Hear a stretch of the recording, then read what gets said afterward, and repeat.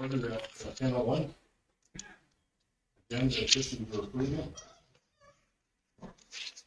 Okay, just from administration, there's two that are shown on your agenda in front of you. 7.13, the draft resolution for an RMA, seconding their resolution, and 12.6, just some correspondence from municipal affairs. Okay. Culvert installation. New business. If I could go under old business, Okay. Clark, because that request is in the queue. So unfinished or? Yeah, 8.2. 8.2. We get you guys to check your mics quickly, please. Hello? Hello? Oh, hello? No. Test. Check. Okay, so 8.2 is culvert installations. Checking. Mr. Stevens? Had some questions regarding phase one of the water line contract. I was wondering if we could have a brief update on it in camera. Okay.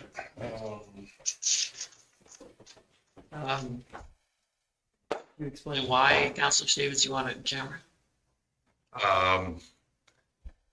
It has a bearing on the contract, and I assume that would become privileged at that point.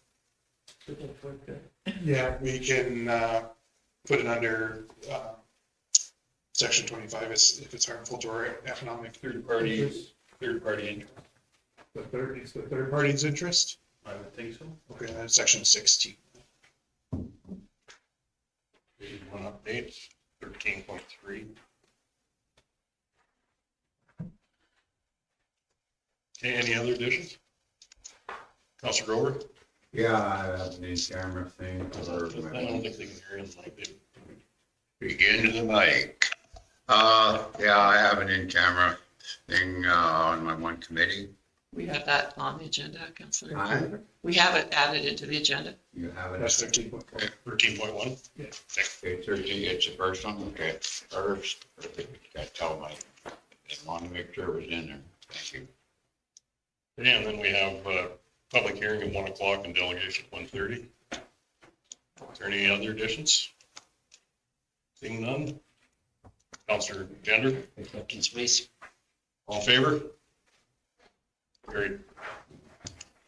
Minute approval for the December 14th, 2022 regular council minutes.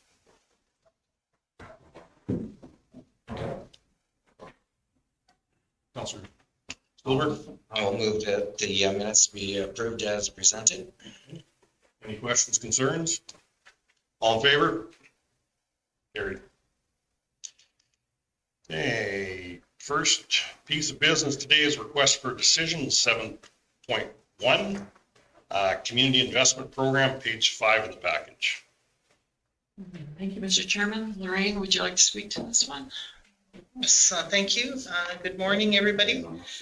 The Community Investment Program was created to streamline sponsorship requests from groups in an equitable way with a budget amount per year, which it is definitely doing.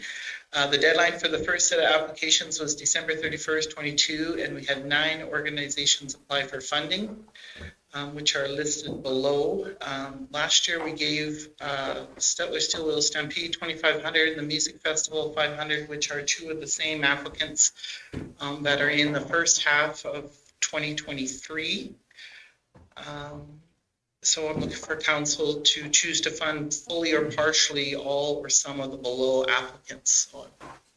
Councilor Silver, I see there's a lot of really good projects here that will benefit the greater community. And I think it's our pleasure as a county to fund these events within our county. And I know there's probably more asked than there is money available, but I have a suggestion for funding so that we can help all these organizations out. And my suggestion would be, for one, is to pull the Stettler and District Home Support ask of 4820 out of this particular program, because I don't think it's a fit, because it's not really an event, but it's definitely a service that helps rural communities, and our Rural Development Fund is set up to help rural, and I'm really happy to see that the Stettler District Home Support is helping rural folks. So I would like to see that asked funded through our Rural Development Fund. And then on the other ones, I think it would be great to fund them all to some degree. And my plan would be to fund every one of them at $500 for a start point. That of those 8, that would use up $4,000 of the 75. That would leave a remaining 3,500 left. So I would like to split that between the 2 big asks of the Steel Wheel Stampede and the Blackjack Classic, the new fishing derby, and Big Jack. And anyways, We're not gambling. so anyways, that I would suggest of the 3,500 that's left over, 2,000 to the Steel Wheel and 1,500 to the Big Jack.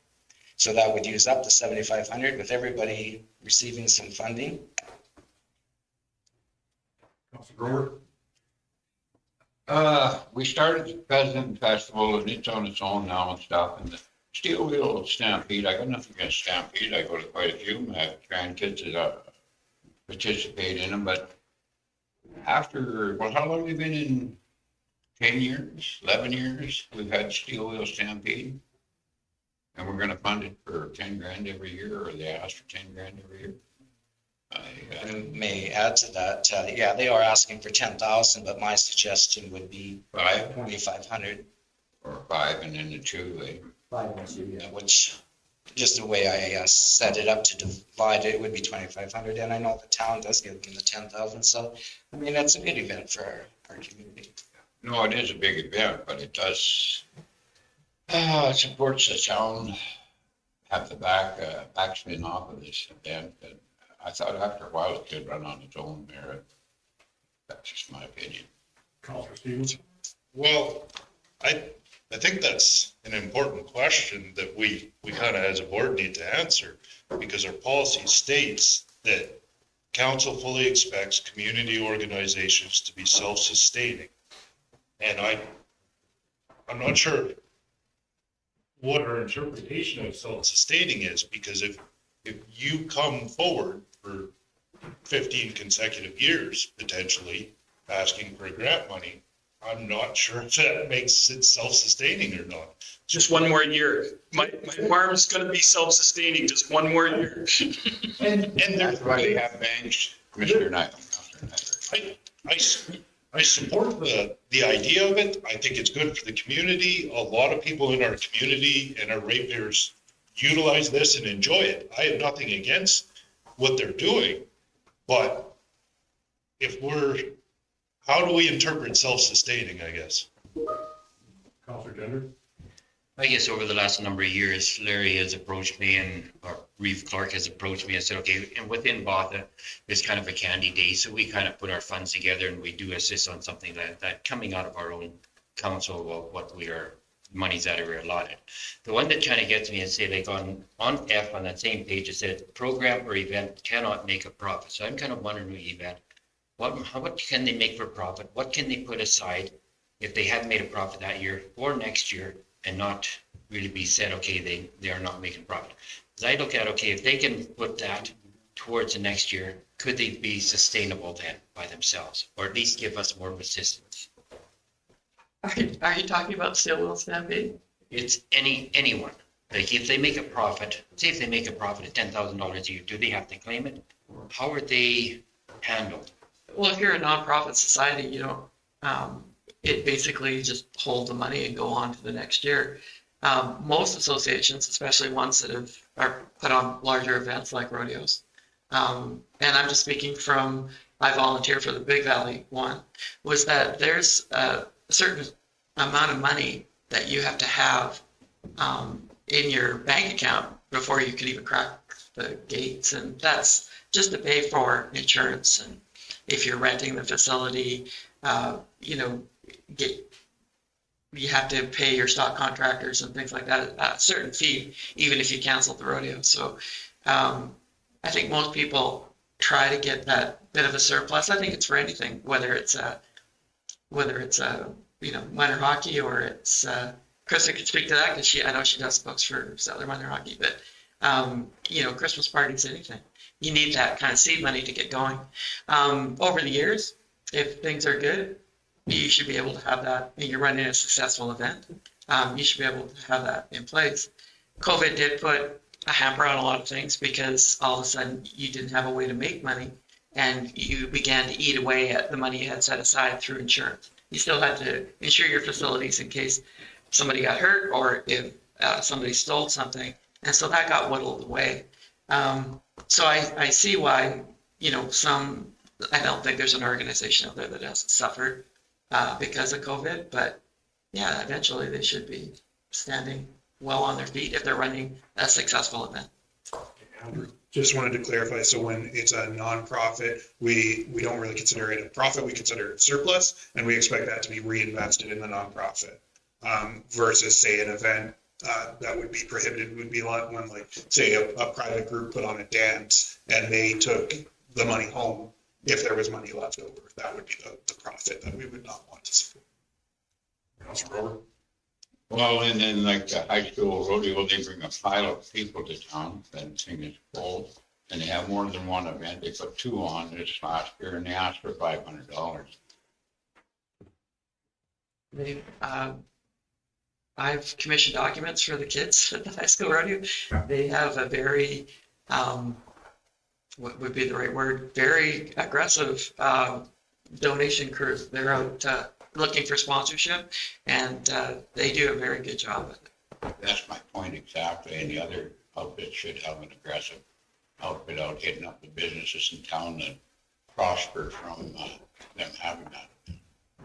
Thank you. Councilor Nyberg?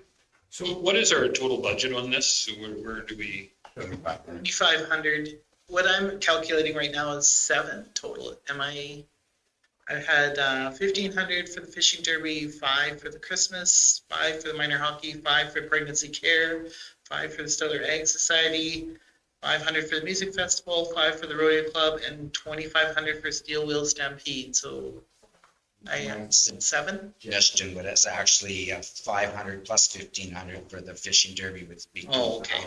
Okay. They went down 500 for them all first and then budgeted the extra over. So I think I did send it to Andrew, but if you could bring it up, I'm a little bit more, I like to see things because I'm not 100% sure without making notes on every individual, and I'd like to see what we're actually. So the Central Alberta Pregnancy Care Society is, it's not an event as such. I'm not so sure that fits into the mandate of what we're doing. They're not actually doing and I know the community investment program, and I'm not 100% sure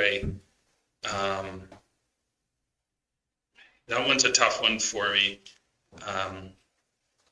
because it's not necessarily an event situation that they're doing. This is programming, and in programming, to me, it almost sits under the FCSS program, that this should be coming to FCSS as a program. And I think, Les, did they come to us once? And they did, and I don't think they were successful. So I'm not sure. And again, this one's a tough one for me but I just don't think that's our mandate as a municipal government to fund something like that. So I'm a little hesitant to go down that route. When we did the Pheasant Festival, how did we pay for that in the past? Last year, the Pheasant Festival received 2,000, I believe, 2,000 from the Community Investment Program, and that was for startup costs. Last year, the Pheasant Festival was very successful and made $10,000 or so on their event. So I don't believe you'll see any requests from the Pheasant Festival as it's. They came through this program. Okay, no, I wanted to make sure that we're treating everything equal. Yes. And the Steel Wheel Stampede, I'm okay with going down that road again with how Mr. Stolberg had said it, but I'm thinking this may be with a caveat that this is our last time to fund it, because I do think at some point, unless they have a special event that comes up, i.e. you know, they're putting on a provincial something or other, or they could prove that with it, you know, they're gonna have 5 provincial events that come forward. And they want $500 donation to each one. I would almost say that goes that way, because that's the Steel Wheels Stampede. Are they still affiliated with the Ag Society or not? No, that's been the whole issue. That's, I think, why they need to do it. Yeah, okay, so there's some, work to be done, I would say. yeah, okay, so,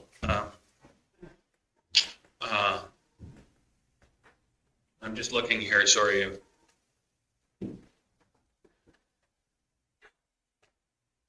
Which I guess if the pregnancy care one also too is if it's not an event. Yeah. I thought it was a fundraiser. I thought they were looking for sponsorship for a fundraiser, Which that's a different, it could be a different. that's why it's such a range between 350 and 2,500. Yeah, I think it was Spring fundraiser. Spring banquet and silent auction. Okay, And the range is because they have it from bronze to platinum sponsor. okay. I thought this was just a donation setup. If we do keep the 500 in for that society, that would make us a silver sponsor at 500. According to their. And again, the Stettler Ag Society at 500, even there, I mean, this is again not an event, this is an ongoing situation, right? Like, No, it's an event. what's the event? It's the high School. school finals. Yeah, And- Also, provincials. Sorry, they're hosting provincials this year, and I think it's their first year getting it. So the Steel Wheel Stampede is hosting the provincials? no, the other eggs. The Ag Society, he just was asking about the Ag Society. I'm just trying to make it so it was separate. We're talking about Steel Wheel. And the high school rodeo club is, what's their donation for an event for? Event in August, yes, I believe their event is August. Their own Stettler High School rodeo. Okay. The event that they host throughout the province, but then there's provincials also because of the work that the Ag Societies did. Also, Yeah, no, I think this all fits, if that's where we're at, it sounds like a.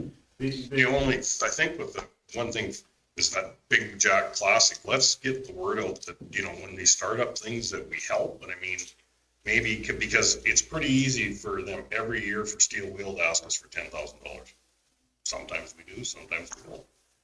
You know, in the very same, it's our whole budget, but I mean, the same thing with that fishing derby is get them started up to try to get them so that they can be sustainable, like the festival. That is the intent, and they did get some other grant money as well. They got a provincial grant, but the Board of Trade is trying to get them set up. They're gonna manage it for the first couple of years and then turn it over to a nonprofit to run on their own once it does reach that self-sustaining. They're targeting the Pheasant Festival model, if you will, where they help get it started and then and they're away, they have And to bring some to us, our area. Okay, that was my question. Was we're gonna just need money and then for maybe a year or two and then maybe go. Mr. Chairman. I'm prepared to make a motion now that we've had some discussion on my suggestion to fund the organizations.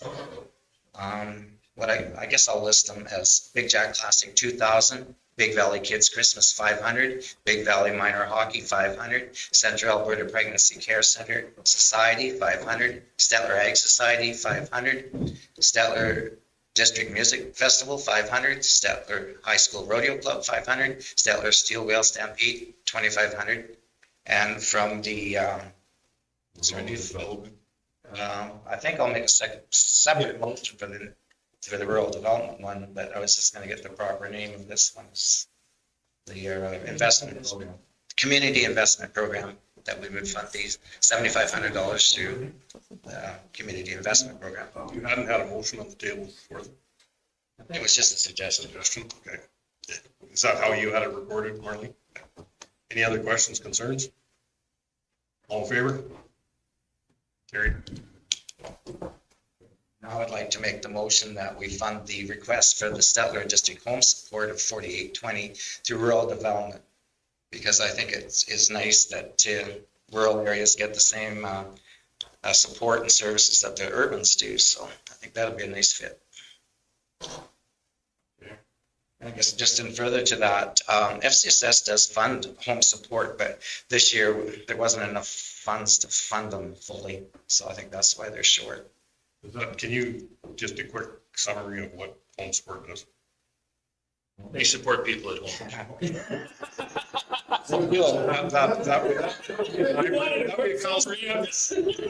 would think that they, Home care for nurse, like the nurse home care program or a separate? It's not like nurse home care. It's where people go into the homes and assist with, maybe some light housekeeping or getting groceries or mailing letters, and it also runs the Meals on Wheels program.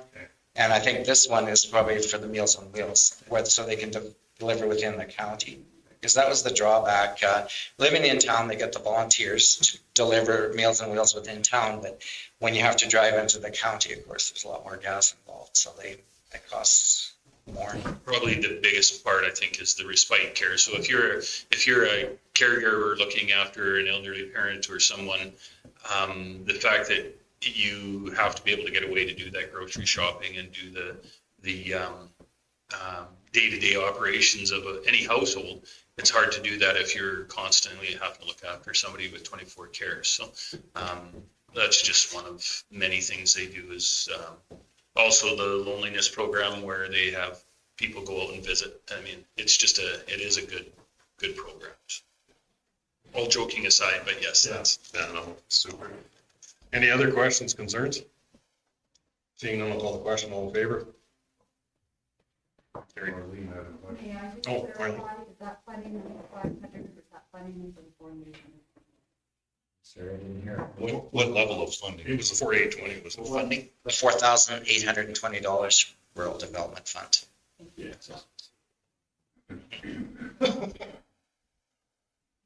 Thank you. Okay.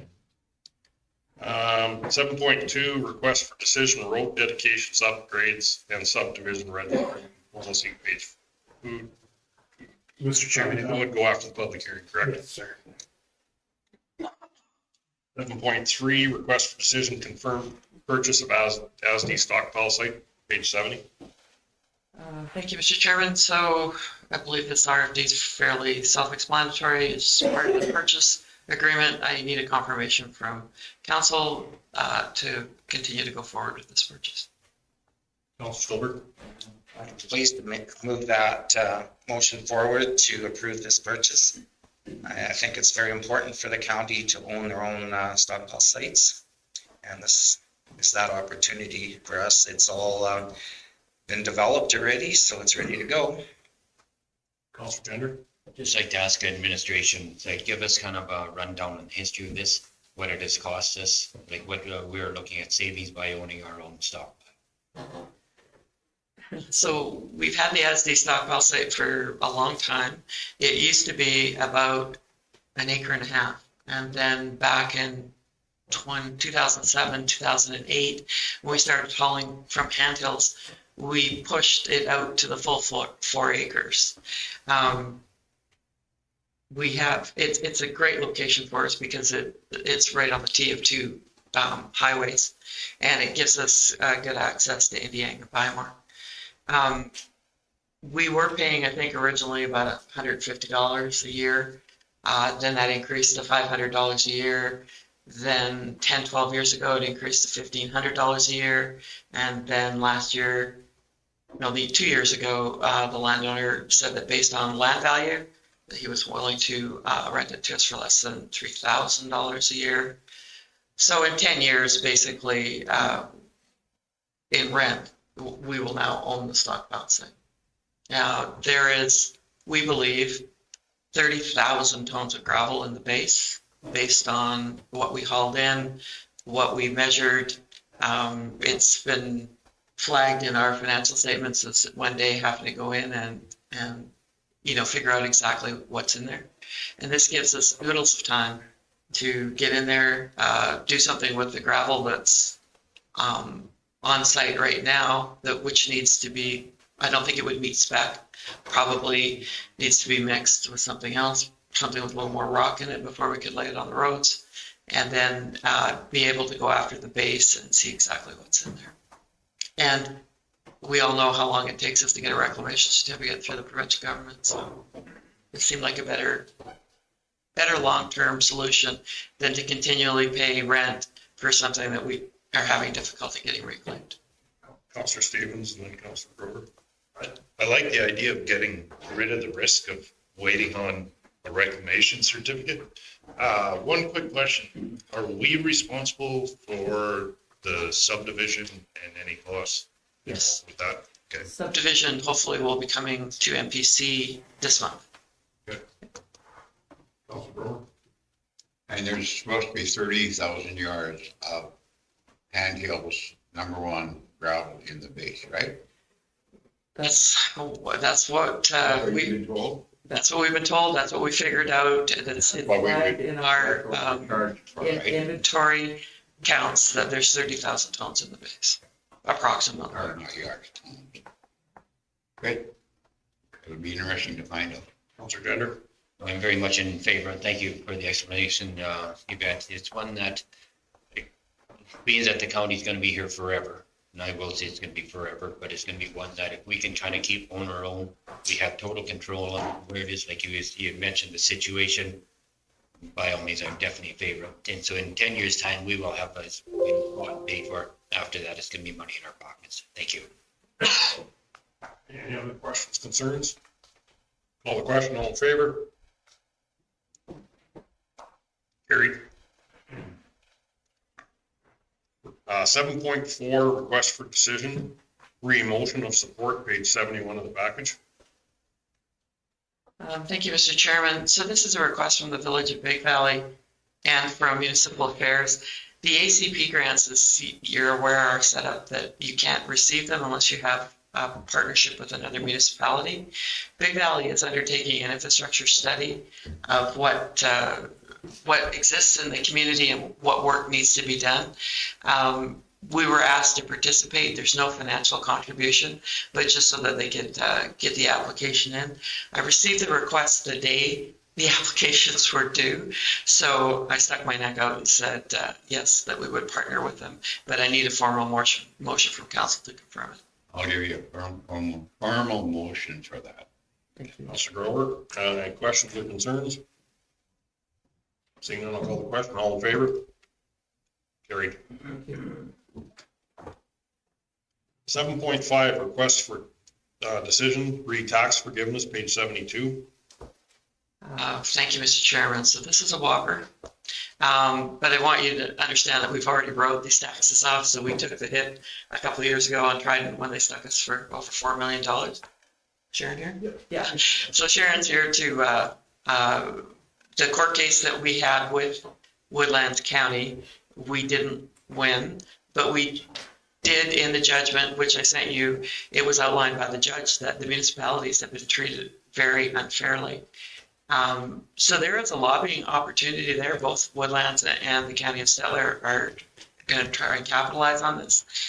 We've had other municipalities follow suit behind us. I think Nehill and Red Deer did a court application for the same thing. They haven't got their judgment yet, but we expect it to be the same as ours. And we're asking for a meeting with the Minister of Municipal Affairs at the spring RMA. I think this needs to be the #1 item on the agenda. But I'll let Sharon take over because she's way better at this. If I could have just one question, clarification. So the judgment or the lawsuit that Nehill and Red Deer put forward, is there substantially difference or is this going to be precedent setting our judgment? Ours is going to be pretty precedent setting. Yeah, so it's, they're kind of SOL, I guess. Yeah. Okay, good, fair enough. In regards to the judgment, I believe they followed basically the same thing that what we had submitted, basically on the short tails of what we submitted. So I would imagine they will get the same judgment as us. As Yvette had mentioned in regards to this particular company, the majority of it we've already shown in bad debts. It'll be anything that had the current levy on for 2022 that will essentially show up on our audit for 2023 because we're canceling it in 2023. We are adding it to our application for uncollectible property taxes, oil and gas for the provincial education requisition and also the designated industrial requisition, which is due the 15th of this month. And we will be applying to them, and then it's a matter of waiting to see, because the minister has to approve our applications that go in for this particular program. And then from there, it gets applied to our, once it's approved, it gets applied to our school requisition. Thank you. Councillor Stolberg?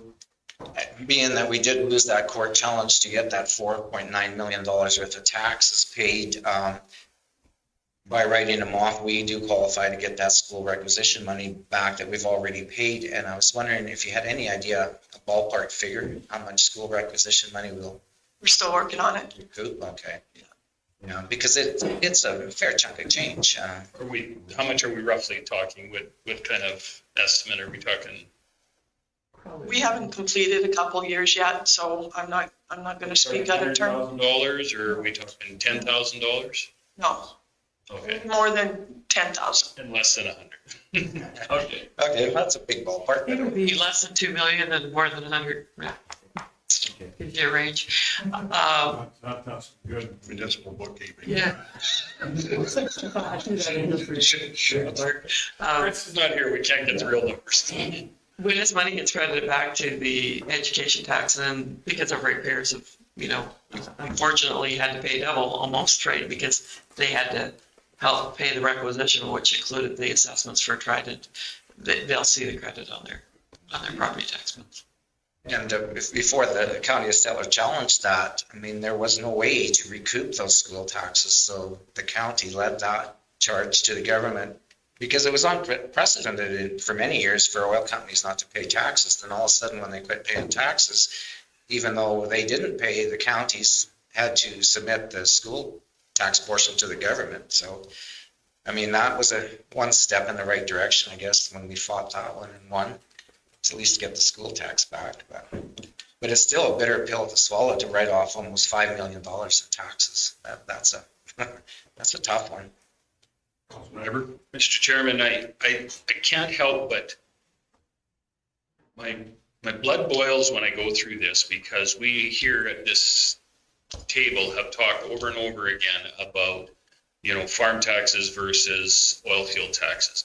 There isn't a farm that has not been able to pay their taxes in the county of Stettler because at the end of the day, if you don't pay your taxes, your property is sold by us, the taxes are paid, and we move forward. So when we have that conversation, these bad actors that are in the oil and gas company need to be called out. And I tell you, the directors of every one of these companies should have their name placed on some website somewhere and lambasted on a regular basis, because 9 times out of 10 they'll end up doing it over and over again. We have seen it multiple times at this table where they change directorships. All they do is shuffle the table, a couple of chairs change, and these guys are right back at it again. The government of Alberta needs to do something about the bad actors, because there are some great oil companies in this province doing great work and paying their taxes and employing our people and running our economy. Bad ones give such a bad name to those good ones. So, Councillor Stevens?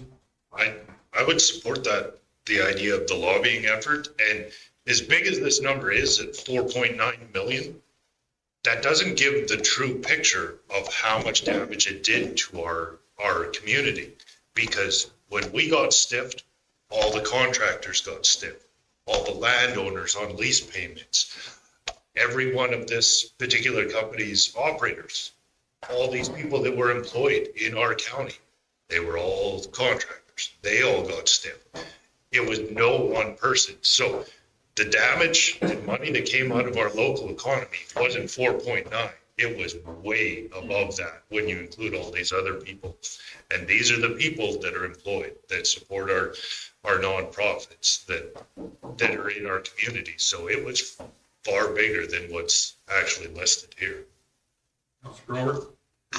This stinks. I'm gonna hold my nose. I'm gonna vote for this just so that we can get back our taxes for education stuff. But I tell you, I don't like it. I'm in favor of, every time you come into the county, there's a great big billboard there with trying to in the county of Stettler for 4 whatever million dollars. They used to do that with the taxes or bad checks at Olds, Alberta at the one gas station, and I tell you what, people come in and did something about it now. And another thing that really boils me is, then some outfit comes in, oh, they're heroes. They come in and cherry pick all the good wells, and then put the other ones on the abandonment program. And then the good ones that always pay their taxes have to put into that program. So it just really gets me. But I like to see great big billboards wherever you come into the county and set it up, and they know that what the county of Stettler thinks of the tridents of the world. Thank you. Councilor Bender? This one that I find that, it's like with this AER, that we just come through, AER, they didn't benefit anything by it. But it is also one that I look at on how they had they make the rules, they make all the rules so that we have to abide by, and so is the oil companies. But then in the end, we are stiffed by them. That's the part that burns my backside on it. I guess go forward though, we set precedents with getting that, was PERC, that's the, Yes. yeah, the education piece. We set precedent by taking them to court. There's some other municipalities taking another company to court here. I heard at the CRMA meeting, I won't bring the names up, but because of the same issue. From a lobbying basis, it's up to us to get after the government so that this can't happen. And tighten up those loopholes that it does happen. But on a go forward, I think that's what we have to do. Trident though, Trident's just a name. And to put Trident on a sign, to me, that makes no difference. It's the board of directors. It's the upper executive whose name should be listed, because they're the ones that made these decisions. They're the ones that came in with us with the financial plan, fully well knowing and lied to us that they were going to pull themselves out of this and went into receivership immediately.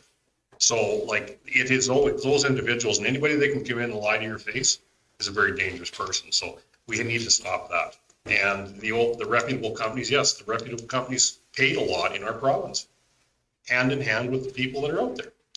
And this is not fair for them to even be compared with the likes of what we've seen in Trident and some of these other companies. Then the Orphan Well Fund, if we don't get ahead of it as our rural municipalities, the Alberta taxpayers are going to be paying for problems well into the future, and along with the green projects that we could be setting our futures up on that too. So it's our lobbying, I think, is probably our strongest thing we can do. Councilor Stover? As much as it pains me to make this motion to write off $4.9 million, I will make the motion for staff recommendations so that we can recoup the school tax portion. Okay, we've had lots of discussion on this. Any other? Seeing none, I'll call the question. All in favor? Carried. Works in my iPad. Can't scroll the screen, doesn't have my help. You can understand why. Just as a follow-up, I think you probably remember back in 2020 when we went with Minister Madhu, who was the municipal affairs minister at that time, and we also discussed the policing requisition, which we didn't believe that we should have to remit for companies, especially oil companies that didn't pay. We have not to date. Sharon does a great job of keeping track of who's paid, who doesn't, and we get billed on the full assessment, but we only pay what we've been remitted. They're been back and forth with me several times. They would like us to pay the difference, but my stance is no, because then that just hurts our ratepayers. I I don't know where it's going to go. They might drag me into court. I don't know, but we have been very adamant, and it was Minister Madhu that said, if you don't collect it, you don't have to pay it. The other issue we have with requisitions like this is the housing authority. And, while companies get levied a tax for to support the housing authority, they don't pay, and all the ratepayers make that up. So far we've done that. It's not right because it doesn't reflect a true assessment, but we've been doing it mostly because it's local. And then you can just go to the deputy premier and ask that question back. Yeah. But we are still actively fighting to not pay requisitions that we can't collect. And Mr. Chairman, if I could, I mean, the provincial government at one time mused that they were going to get rid of asking municipalities to collect school taxes. That was one of the big plans that they were having, and I think that it was maybe a red herring just to throw us off the scent of trying to tell them not to do this, because they said, well, don't worry, we're going to get rid of school taxes anyways, right? Yeah, I don't believe you. Well, I'll see it. When I see it, I'll believe you. So don't believe them if they're telling you that. Okay, 7.6, request for decision, Stettler Regional Emergency Management Agency Agreement, page 86 of the package. Thank you, Mr. Chair. So basically, council asked us to come back with actual costs and some alternatives to how we were billing to recover those costs. And Andrew's put a lot of work into this, so I'll let him speak to it. Yeah, so after our last meeting in December, we went back and proposed or started developing a formula that would match some of the formulas we're starting to propose in other areas like fire, where we split the total cost amongst 4 different categories. So a base cost, or an amount that's evenly shared, an amount based on equalized assessment, an amount based on population, and an amount based on dwellings. So I put before you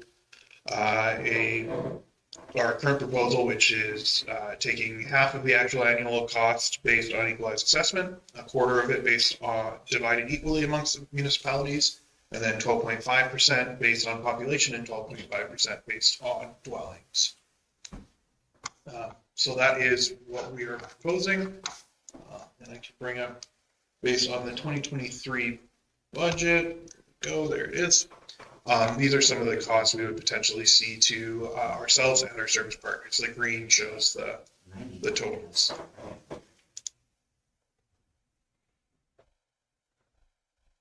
What were the previous?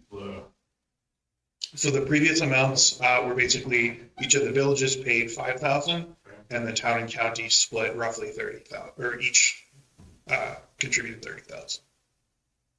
So we weren't recovering near what it was costing us. Yeah, so sort of separate from how we divide the cost, we also have been taking a look through budget 2023 at what the actual cost should be. So whereas we only previously billed roughly 10% of our DEM, our disaster emergency management, and the deputy directors, we've now right-sized that to be closer to 40% for our DEM and 20% for each of our deputy DEMs, as well as capturing the cost of having vehicles at the ready.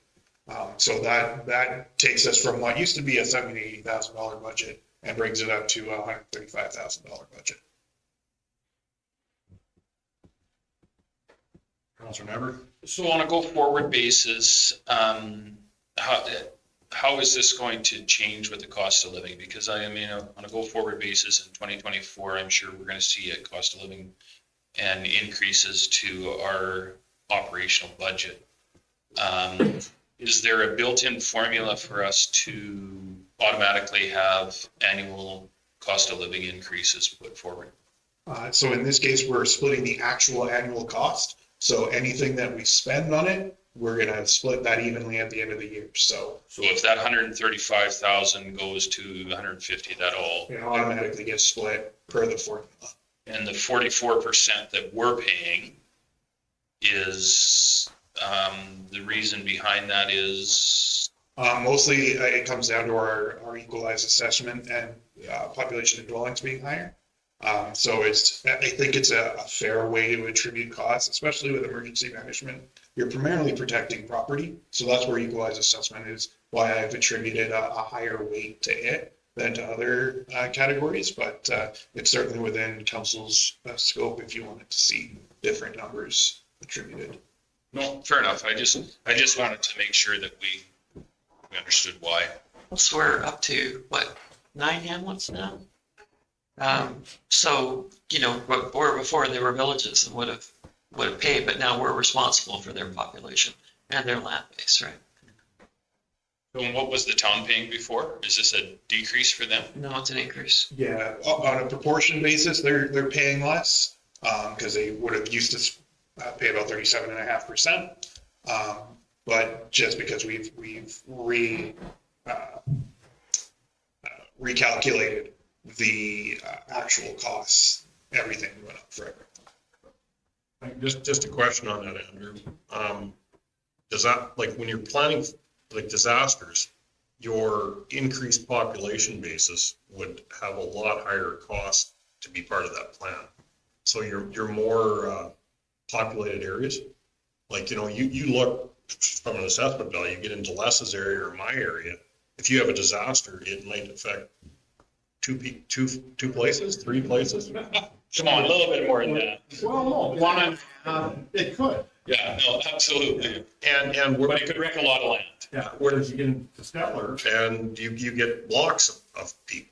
Right. So there is a difference on how you look based on assessment, but also based on risk. Yeah, that does bring me to another point, if I can just clarify as well. It's in the RFD, but this is the cost of base preparedness. This is not the cost of responding to events. Each municipality, so if there's an event that's localized to the town of Stettler or the village of Tonalda, those municipalities are responsible for paying that. They're also responsible for paying things like their staff to go to training. We're not regionalizing those expenses. So there is still quite a independent view of things that only affect one municipality. Councilor Stevens? I would like to point out that our share, a lot of this changes in budget items for all the partners and us is the overall cost of doing this. And this has been a stress point of the province for emergency preparedness. Our percentage of the total cost went up. It's not, we were at 37.5. So it's not like no, we expect all of our partners to pay for our emergency. No, that this is right sizing what it actually costs us to do this program. Because our percentage went up from 37.5 to 44. It's not like we're pushing it on our partners. And when we're paying 44 and then we're one of 6, I don't know that we're being overly onerous on our partners. It would be nice to be able to calculate the shadow population, especially during the summer, even in our subdivisions up the lake, but excuse me. Oh, sorry, I don't know how you do that. Yeah, that's where where I feel dwellings captures that a little bit. There's some in equalized assessment because if the population's going out there, they're using something. Yeah. Some in population, and I guess your base cost would. And you'd have to prorate it, like, they're out there for 4 months of the year, or the shadow population, it would be a tough calculation to come up. I just do it on the 1st of July. Yeah. When it's hot, 35 above or something, yeah. And nice sunny day. Everybody be on the lake, they won't be at the house. Councilmember? Mr. Chairman, so on a go-forward basis, I see our numbers in the 2023 budgeted items are they're very round numbers. It's not concise numbers. Are we going to keep a concise number on a go-forward basis to make sure that, if there's an increase or something that gets GL to this code now that we have? It will be the actual cost. And so have our member partners seen this? No, it's coming before county council first. Okay, so they will make the decision at which point that they are in or out, I guess. Okay, fair enough. So I just wanted to see if they had an opportunity to examine. From training, we really went through intense staff training last year, which should ease it up for this following year, but would that have been included in numbers such as that, or? No, so each municipality is still expected to cover the training individually. So we paid for our staff to go to the training, Denali paid for their staff, town paid for their staff. So it's that split, body for body. Who is going to be staffing our emergency center because you're not going to have enough people from Denali or Big Valley. For Yeah, that. no, you're largely going to have the town and county supplementing for any regional activation. There's a question on it. And, so we're responsible for this. Our training would be our deputies and our DEMs. So the training for the DEMs and the deputy DEMs is regional. Yeah. Do you know, did our partners go to a similar setup with a memorandum of understanding with Red Cross to bring in those staff? Is that pretty much common amongst all of us? It was done on a regional basis, yeah. Yeah. We haven't approved or signed the original agreement because we wanted to get this back to you and then get it out to our partners to see if there was an acceptance of it to move forward. And the reason I asked that question is I think that'll alleviate some of our smaller partners in the event of emergency. We don't have 20 people we can send out long-term, so any of us would be doing a similar thing. Red Cross, we need help. But if you're manning a center, you're manning a center as part of your disaster services, not Red Cross. They would be the agency that would take the people to house people. We are set up so we can pull in outside. Red Deer County would probably be our biggest benefactor. I don't think Red Cross is offering us that. Yeah, they don't do that. It's more supplies. Yeah, supplies and how do you. But it would be Red Deer County, actually, Mr. Stevens. That's who it would be. Mr. Chairman, I would move this forward. I think this is a very well planned and we're well thought out, even though we're paying more money again. But I think it's a true accounting of it, and I think that it reflects closer where we're at. We'll never be perfect, unfortunately, but I think this is as good as we can get to there. Well, considering that we were paying for basically 10% of our DEM and our deputy DEMs, now we're able to recover the actual expenses associated with them. So this is, I believe we're paying our fair share, but then so are our partners. This is true enough for accounting. So I'll make that motion that we absolutely go this way. Any other questions, concerns? Seeing none, call the question. All in favor? Just, Did you read in favor? Yep. Carried. Mr. Chairman, just a note on that. Now, if one of the member municipalities decided not to join us, just saying, how do you reconfigure the calculation? Like, So we call them and it automatically. the computer does it and you're good. Fair enough. I like that. Yeah. I like the KISS principle. Yeah, okay, no, I just wondered how that would, and that money would be spread across everybody's. Okay. Hopefully they all see the value in this. Okay, 7.7, request for decision, council to council meeting with the town of Stettler, page 100 of the package. Thank you, Mr. Chairman. So at council's request, I met with the CEO from the town of Stettler on Friday afternoon, and we tentatively have a joint meeting set up for Thursday, January 24th at 5 p.m. here at the county of Stettler. And this meeting, the topic is regional fire. Only regional fire? Basically, yeah. There is a list and there will be more meetings coming, but for this one, it's the priority was identified at regional fire.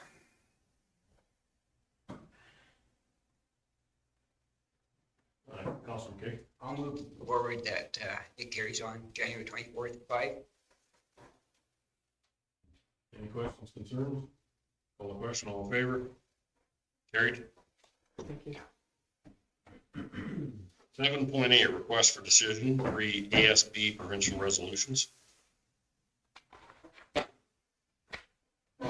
Thank you, Mr. Chairman. Is it Joe or? Good. Okay.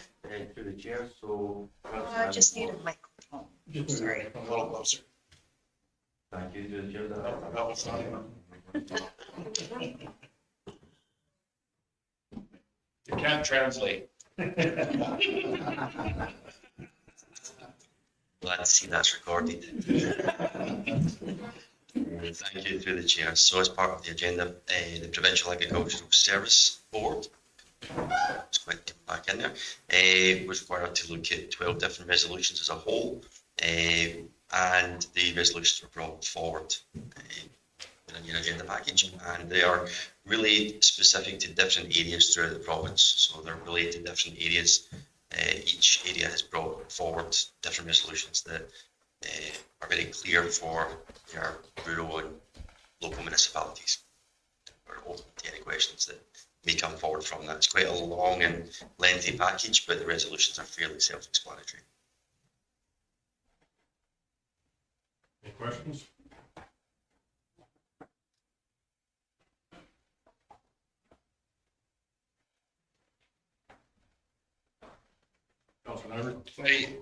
I did go through both these. The loss of the 2% liquid strychnine, I can't remember.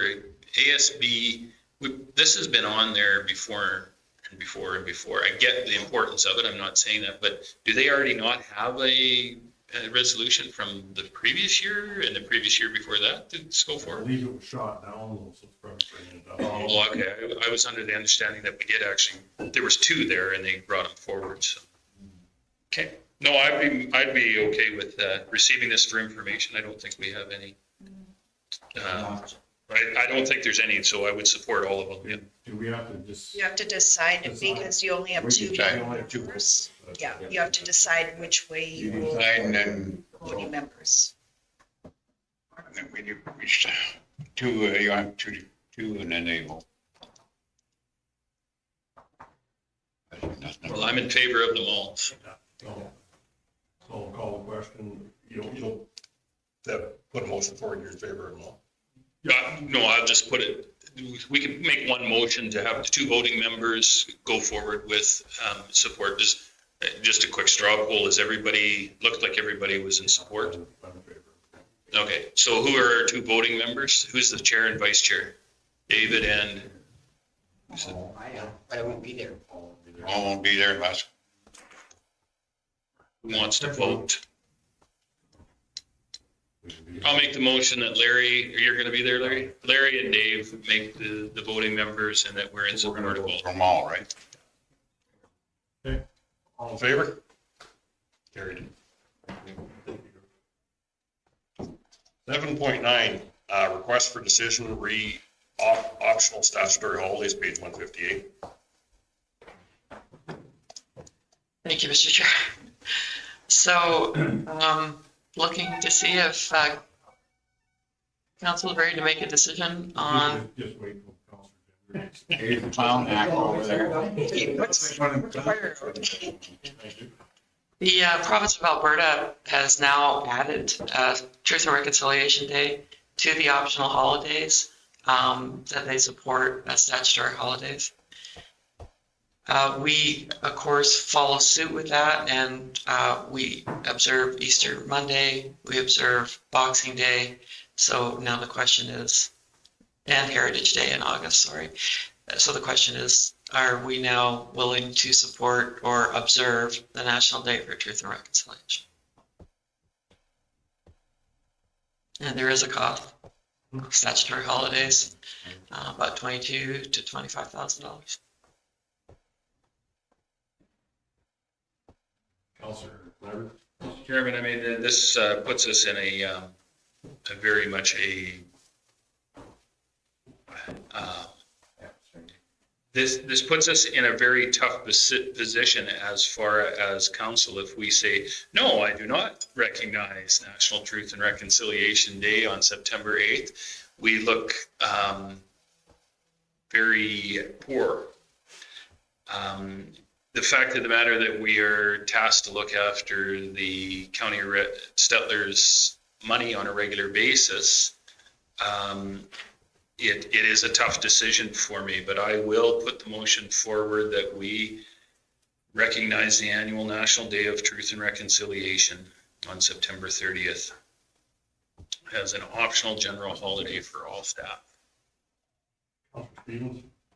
I understand where you're going with saying that we're in an awkward position when the province has already stated this. I'm wondering if there isn't a middle ground, because to a large degree, making this a holiday is kind of virtue signaling and doesn't move reconciliation as much as that's a valuable goal. Is there an option, when you look at a budget of 22 to 25 grand, could we not do more good by, say, making a $5,000 donation or a $10,000 donation to a nonprofit or charity that supports truth and reconciliation? We're money ahead and we've done more good than marking a day on the calendar. I mean, if I'm going to do something, I want good to come of it, and not just a signal that I want to do good. I want to physically do good. So I would sooner make an annual donation to a cause than signal that I'd like something to change. Councilor Silver?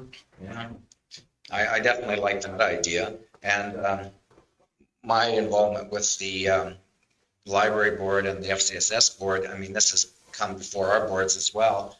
And they both decided that they would not miss a day of work for this, but they would observe it in a meaningful manner, which they thought would do more good than, because if you dismiss your staff for a day, how many of them are really going to be thinking about this? But if you do an event or mark it in some other way, like Councillor Stevens has suggested, I think it promotes this idea much better, and than just giving everybody a day off. And I mean, it's only a week or so ahead of Thanksgiving, so the staff will definitely be having a time off anyway soon. And I think to observe it in a meaningful manner would be better. Mr. Chairman, I will pull my motion from the table if someone has a better option. I'd definitely like to hear it. We got some more comments. Councilor Gender? I believe, like, since this has been brought forward, and all the news work and all that, yes, it has really opened up on it. There's going to be questions on either side, whether I'm not going to deny that it did happen. Yes, it did happen. On whether the governments and whoever was involved in it could have taken some different approach. Yes, we can all look back on history and say we screwed up. But from there on, it's going to be time that it's going to take time in order to heal all this, so we can kind of get back together and still act and work along, say, like our neighbors, our friends, and anyone that has been mistreated. But as to be able to say to set a day aside and be able to say, like, be with this, I'm not really in favor of it. I'll have to say no. Councilor Grover? What does the CEO think we should do? Put it on the table so we know. Put it out here for discussion. We've got discussion all over the board. What's your personal opinion? You think we should take the day off? You think we should donate $5,000 to some cause? What do you think? I think they're all good ideas. We do have a high Métis population in this area. I know that the banks observe this day. I think one school board does and the other one doesn't. Starline County observed it last year. We didn't. It's all over the board. It's also a political hot potato, is why it's on the council agenda. That is a great answer. That was. You shuffle with that way you go. Oh, we know why you're the CEO. You take out a day off, and the rest of you can do what you like. Say that again, Mr. Grover. I'm gonna go ahead for recognizing that day and having the staff take the day off. I have a question though, like through our FCSS department, et cetera, I'm sure, donation to funds would maybe go a lot further than, as one of the councilors said, will staff really be thinking about it? Over the years working, there was always a struggle with Remembrance Day with our Calgary office versus our field offices. And we did have it finally to the fact the Calgary office took Remembrance Day off for the Calgary Stampede Parade Day, because I guess that was when they remembered what the veterans contributed to our. So to me, it was just a day, for them, it was just a day off. We still insisted in the field that it was actually Remembrance Day so that people would have the opportunity to attend a service or do what they felt they should on a Remembrance Day piece. So, but with this, right now, I'm to the point too where I think we could probably put a donation into something to go a lot further, recognize it. I don't know if what you would how you would recognize it the morning of or the afternoon of or whatever it was, or if you do something with flags or whatever you do, and then go forward from that point. And then we've got every year to talk about it if we decide to change.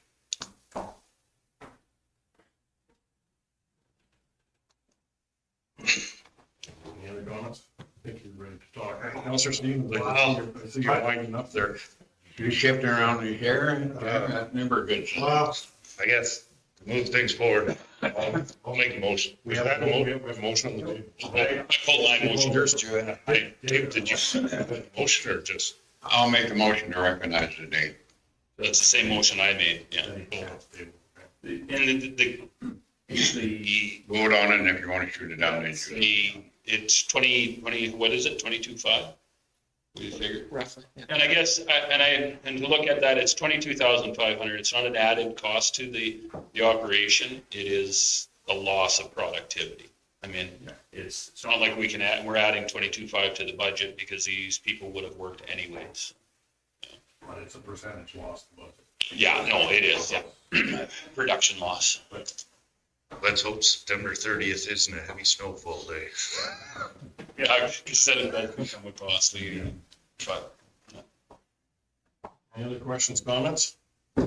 Councilor McKay? The motion on the table now is that we accept I it as. would to recognize the day and have him Day day off with pay. Yeah, with pay. Thank you. Okay, any other questions?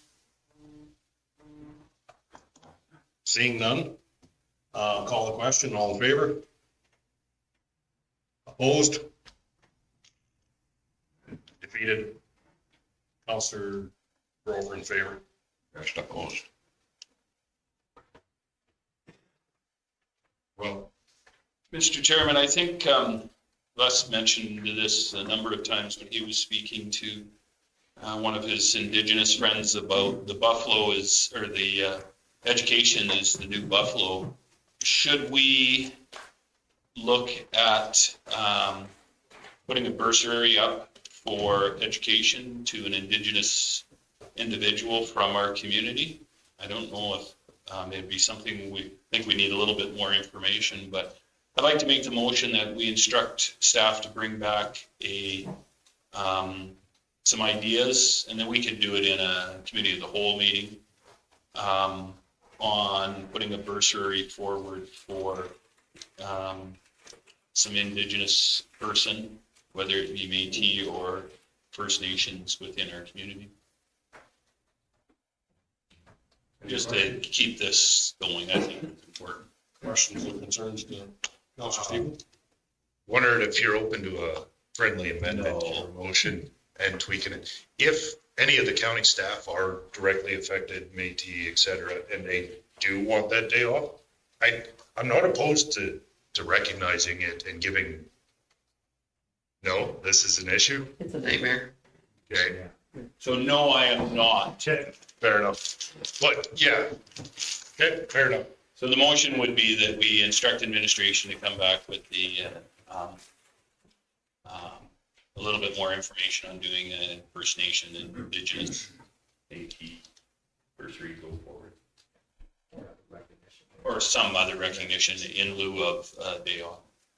And that could be not even given, it could be from the staff of the county, staff, right, in that case. Councilor McKay? Would that include, you're just talking about one person or a group of people that take care of whatever? Could be, however, when we have that discussion, we can flesh it out a little bit more because, I mean. I thought it was just an individual and maybe wouldn't be able to. Just at whatever a bursary looks like, right? I'm good with that, thank you. Okay, any other questions, concerns? Motion on the table, all in favor? Carried. 7.10, request for decision award phase 2 Gadsby Rural Water Contract, page 160.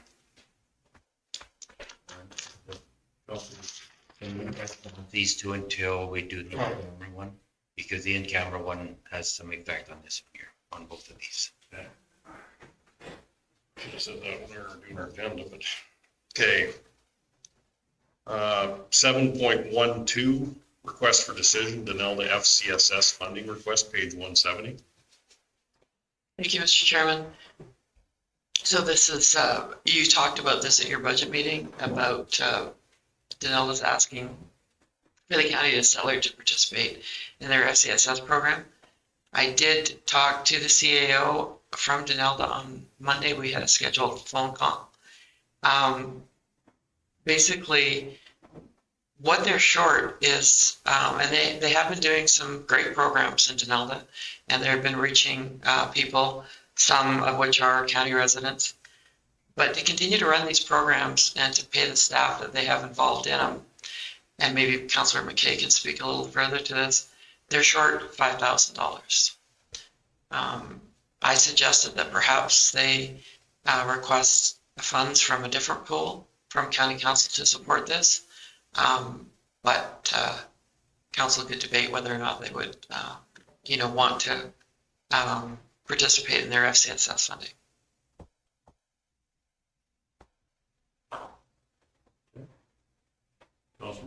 I do realize that they do have great programs up there. The only problem that I see is they're bringing staff or other programs in from outside of the county of Stettler, so that bothers me a bit.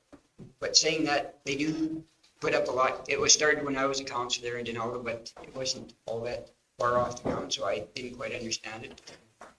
I do support anything that does do it, but I don't know how the FCSS works here in Stettler, and maybe we can ask somebody about it. But I will put a motion on the table that we support the $5,000. Okay, Councillor Stillberg. I would just like to give some background on the FCS program. The county of Stettler has just signed a 3-year contract with the province to offer FCSS services in Stettler for the 3-year term, and it is the minimum. The county pays the minimum 20% requested to have the FCSS program, and of that money, none of that can be basically shared because the provincial contract states that the municipality must contribute at least 20% to have a program. And I did check with our director, and the Stettler FCSS in 2021 served over 15,000 clients, and at a Stettler here. And of that, a good number of those were from the village of Denelda, as well as the village of Big Valley and Alex and Muir and Halkirk and Castor and Coronation. But being the province gives the 80%, they don't really care where you access your FCSS as long as the FCSS provides the needed services to these people. So, of course, Denelda FCSS is offering some good programs there, and they're serving some county residents, but the Stettler FCSS is not asking for money from the village of Denelda for the residents of the village that we serve, and I just think it's a given that you just serve whoever needs it, and it doesn't matter basically where they're from. In my opinion, is I just don't think it's good to dilute the pot. The Stettler FCSS is a truly regional organization with a lot of good programs. And I think if any money is going to be spent for FCSS services, the county has chosen the Stettler FCSS to serve its county population for 50 years now. Actually, in 2023 marks the 50th anniversary of the Stettler FCSS, and the county has always chosen that as our go-to to serve our people. So if we're going to put more money into FCSS, I think it should be into the Stettler one, because About half the municipalities, or more than half the municipalities in Alberta fund their FCSSs at a greater than 20% level. The town of Stettler and the county of Stettler have chosen 20%, which is the minimum. But I mean, FCSS struggles with the demand to keep up lots of times. And so I think if we're going to fund FCSS greater, it should be the Stettler one. It's the regional one. It's the one that the county has chosen to be its FCSS. Driver? Mr. Stevens, okay. So, Mr. McKay, just for clarification, where would you think that the money should come from, the $5,000? What out of the county's budget, where should that come from? Well, it was just presented to me out of the county's FCSS. So we're to redirect funds, is that what you're, okay, I'm definitely not in favor of that. And I also think that I think the village of Denelda should be, just a quick calculation, the budget here of $15,000, if they're putting the 20% in, roughly is about $3,000. So we're going to fund their FCS more than we're funding their FCSS, which I'm not sure I'm in favor of. That's theirs. And I do think that if this was to go forward and we were to fund them, I am positive that my next motion at the FCSS meeting would be to send a letter to the Denelda Village and ask for funding to the tune of $7,000 or $8,000. It seems that's to be fair. That should be where, so I think it's a net loss for them. And if we're going to fund them, I think they need to fund us. And I don't want to see a tit for tat. That's not where I'm at. But I do think that this is not a very well thought out plan, in my opinion. I don't agree with this. I think this is somebody looking for funding. The FCSS that we run here has had to make, the board has made some very hard, thoughtful decisions about our budgeting and how we've had to cut our budget. Funding from the government a couple of years ago was increased, but it's been stagnant, and the demand well outweighs what we have for resources.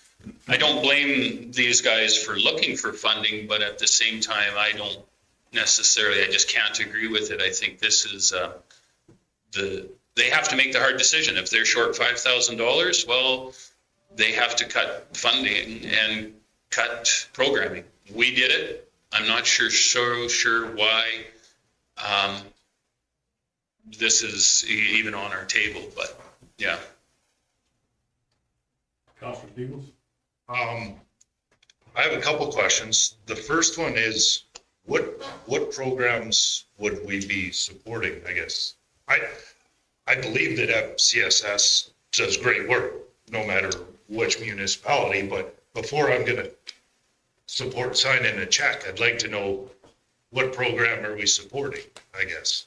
And it's my nature, I don't like signing a blank check, I guess. It's up to James Sniber. Yeah. To answer that, it's the wellness program that they're getting service out of Bashaw to help them support wellness, seniors, whatever else, like that. Which would cover what, Councilor? Home care, stuff like that, or bringing in people with mental problems, bringing in people to help them get through their problems, not psychologists or anything, but people that are on that board that help people through tough times that are having mental problems. Okay, if I could, just to clarify a little bit, wellness program that we're doing in town is actually run a wellness committee, and it's run by the town of Stettler. Here, we as the FCS have donated to some of their programming on a go-forward basis, but it is they have an actual wellness committee in Stettler that we participate in. Our FCSS does sit on it, so this is a duplication of services. So.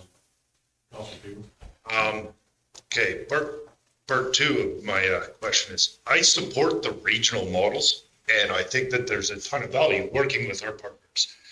Where I have issues is when we get to these quasi-regional models where parts are in, parts are out, and I support working with Denelda and Denelda FCSS. I would like to see them come to the table. Is there anything stopping them from pooling with our program?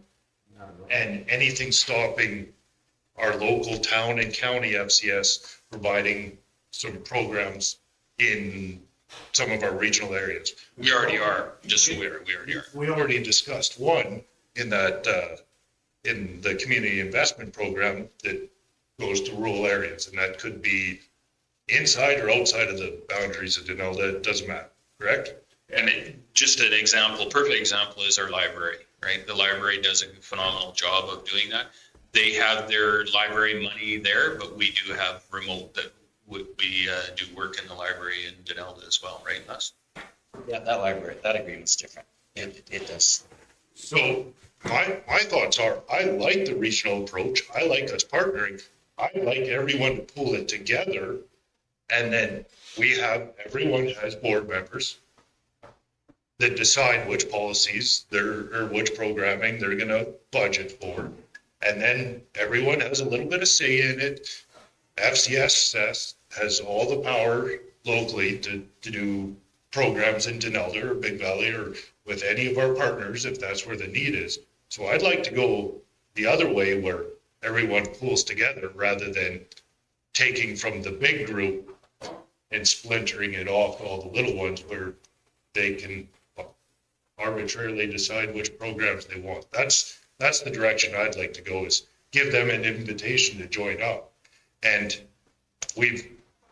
this fall, we decided the funding for our local FCSS. So they presented a budget, we approved it, and we also have that budget with our partnership with the town.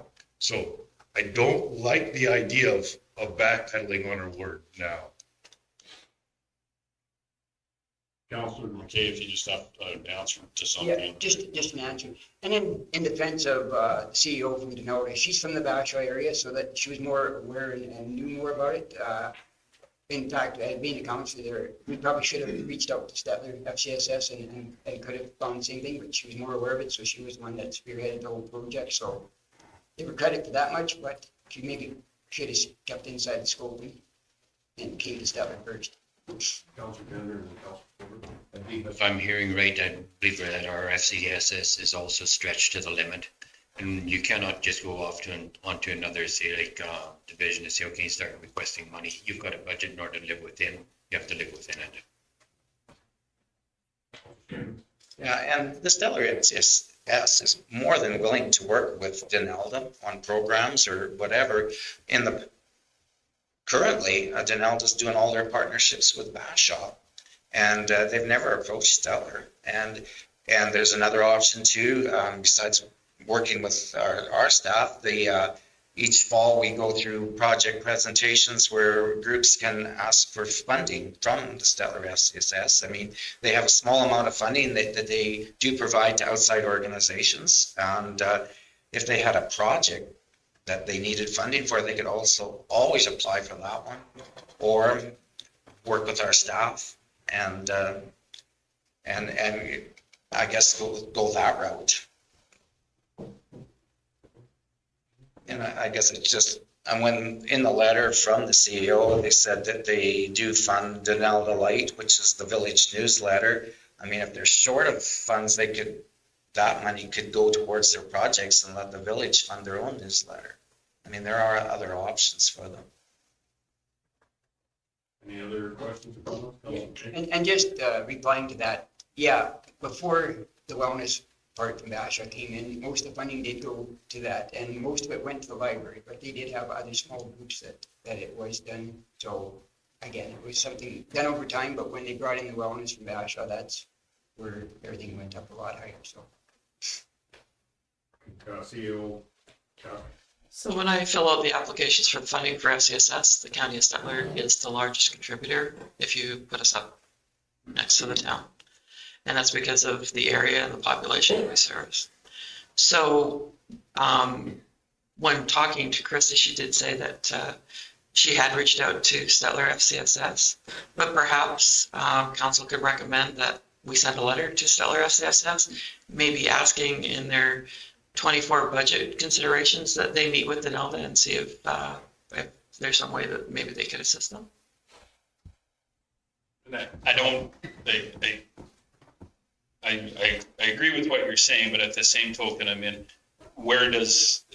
their staff is tasked to meet with everybody. Is that, that puts an onerous on the staff that I think is I think it's up to Denelda to make that application to the FCSS, and we're open. And in the conversation was more, it wasn't asking about programming or anything. It was money. It was straight up money. I think there needs to be a stronger conversation between their FCS director and our FCSS director. Theirs also happens to have two hats. So I think that conversation, I don't know that if we need to get involved in that. This is not our monkey, not our circus, and I think we should just move on. Go back to the library. We still fund Big Valley 4,500 and. Denelda, we pay, I don't know if it's 4,500, but it's over $4,000 both. I think it's 45. And Denelda. Or now, lost $5,000 or $500 or something. Plus they receive money. We had this thing with the libraries, and then because Big Valley had a library, and but once they got the big board there, that they get different books and stuff. It was a good investment, but the county did step up, and whether it's 4,000 or 4,500, they put the same in the Big Valley as they do in the Denelda. Because it has the ratepayers of that area, they can go in there and rent a book, or if they're an antique guy, they can go get an antique tractor book and they have to get it delivered down there. I don't know. I thought we should fund it, but I guess if we don't own it, I'd like to see the model of how it's going to be with Denelda there. Well, FCSS has a formula that you have to be a 20-year engineer to understand. Craziest thing in the world, but we would have to get out of our current agreement with Stettler. Then we would have to enter into an agreement with Stettler and with Denelda, and then the government would say, well, this is how much we'll allot to Stettler, this is how much we'll allot to Denelda, and then we would have to put up the 20% for each one. Okay. It could be the same as what we're paying now. It could be more. Yeah. Yeah, and then if we go through this exercise to, I call it dilute the pot, next meeting, we're gonna have Big Valley here, wanting money. And I mean, they get 80% from the province to run their programs. And I think they sign those contracts, and that is the deal. And you comparing library to FCSS is like comparing apples to oranges too, because of the mandate by the province that we have to fund. If we want FCSS, we have to fund a minimum of 20%. As we can't split that 20% out to others unless we, I guess, break the contract somehow. And the pot is so much different. The county out of their pot pays about $44,000 to FCSS in Stettler. The rest comes from the province. Whereas for library, we're paying like $140,000, and it goes to Stettler, Denelda, and Big Valley. There's a lot bigger pot there to split, whereas FCSS is mighty small. Just so everybody's aware that if you want to give $5,000 to the village of Denelda to go do whatever they want to go do with it, that's fine. But when you're talking an FCSS program, it has to meet programming deadlines and guidelines from the province. So if we take $5,000 away from the FCSS program in Stettler, which if that is this council's decision to do, you are not only taking the 5,000, but you're taking the 80% that we get in provincial funding. So that provincial funding is going to go away. Denelda is not going to get any more unless we somehow magically enter into an agreement with them, I guess. I'm not sure that we would have two FCSSs. I'm not sure how that would work. But if you do that, you are going to, it's not just the 5,000, you are going to be looking at another $15,000, or no, it'd be closer to $20,000 that would be pulled away from the province in funding to ours. So it's going to cost the FCSS in town $25,000 to do this. So I'm not so sure that's a route that I think makes financial sense. The NELDA, the problem I have with the NELDA, if we're going to do that, we need to have somebody sit on the board there, and we have to make sure that their programming meets the financial guidelines that the province sets out by the FCSS. Unfortunately, and I'm not going to call anybody out on it, I have a very strong inclination that not all they do for funding meets the guidelines. Mr. Grover? I think that the NELDA should come to your next FCS meeting and you guys could explain that to them and maybe you can get them on board then. And there's lots of programs in Stettler that they can benefit from. They're welcome too. That's my thought process too, is that until that's been, when I say exhausted and not the, but they need to walk down that path and figure out what are the community. And when I say community, this is an area FCSS program. And choosing to go to a different area doesn't mean that we just need to fund that if they haven't followed through with what's there just because of the ease of the other. So I do think that the further conversations have to be had myself before we even think of looking at it, and where would the funding come from when you hear 25 grand leaving one program. I don't agree with that whatsoever to give a $5,000 donation. Councillor Stevens, and My fear is we're going down the route of fire or waste management, where we have these regional partnerships, but we never truly see the most efficiency from them because there's all these one-offs. Well, waste management is covered, recycling, everyone do your own thing. We're not going to work together. And I see this as going down the same road. I like the regional approach, but having one-offs taken out of the regional approach, I don't think we get the same efficiency and value for our money. So I would encourage them to come in and see if there isn't joint programming they could do together. You could send them an invitation to come to your next meeting, whenever that is. Or it could be a director to director too. Yeah. Whatever. I mean, they're more than welcome in our. No, I think you should have, I agree, they should have a chance to come and they can hash it out at the FCS meeting. And ask about programs, et cetera. For sure, yeah. There's lots of them. It'd be better if they didn't belong. I think we could take it back and let the board decide. Unfortunately, that board sits as an independent board other than the county.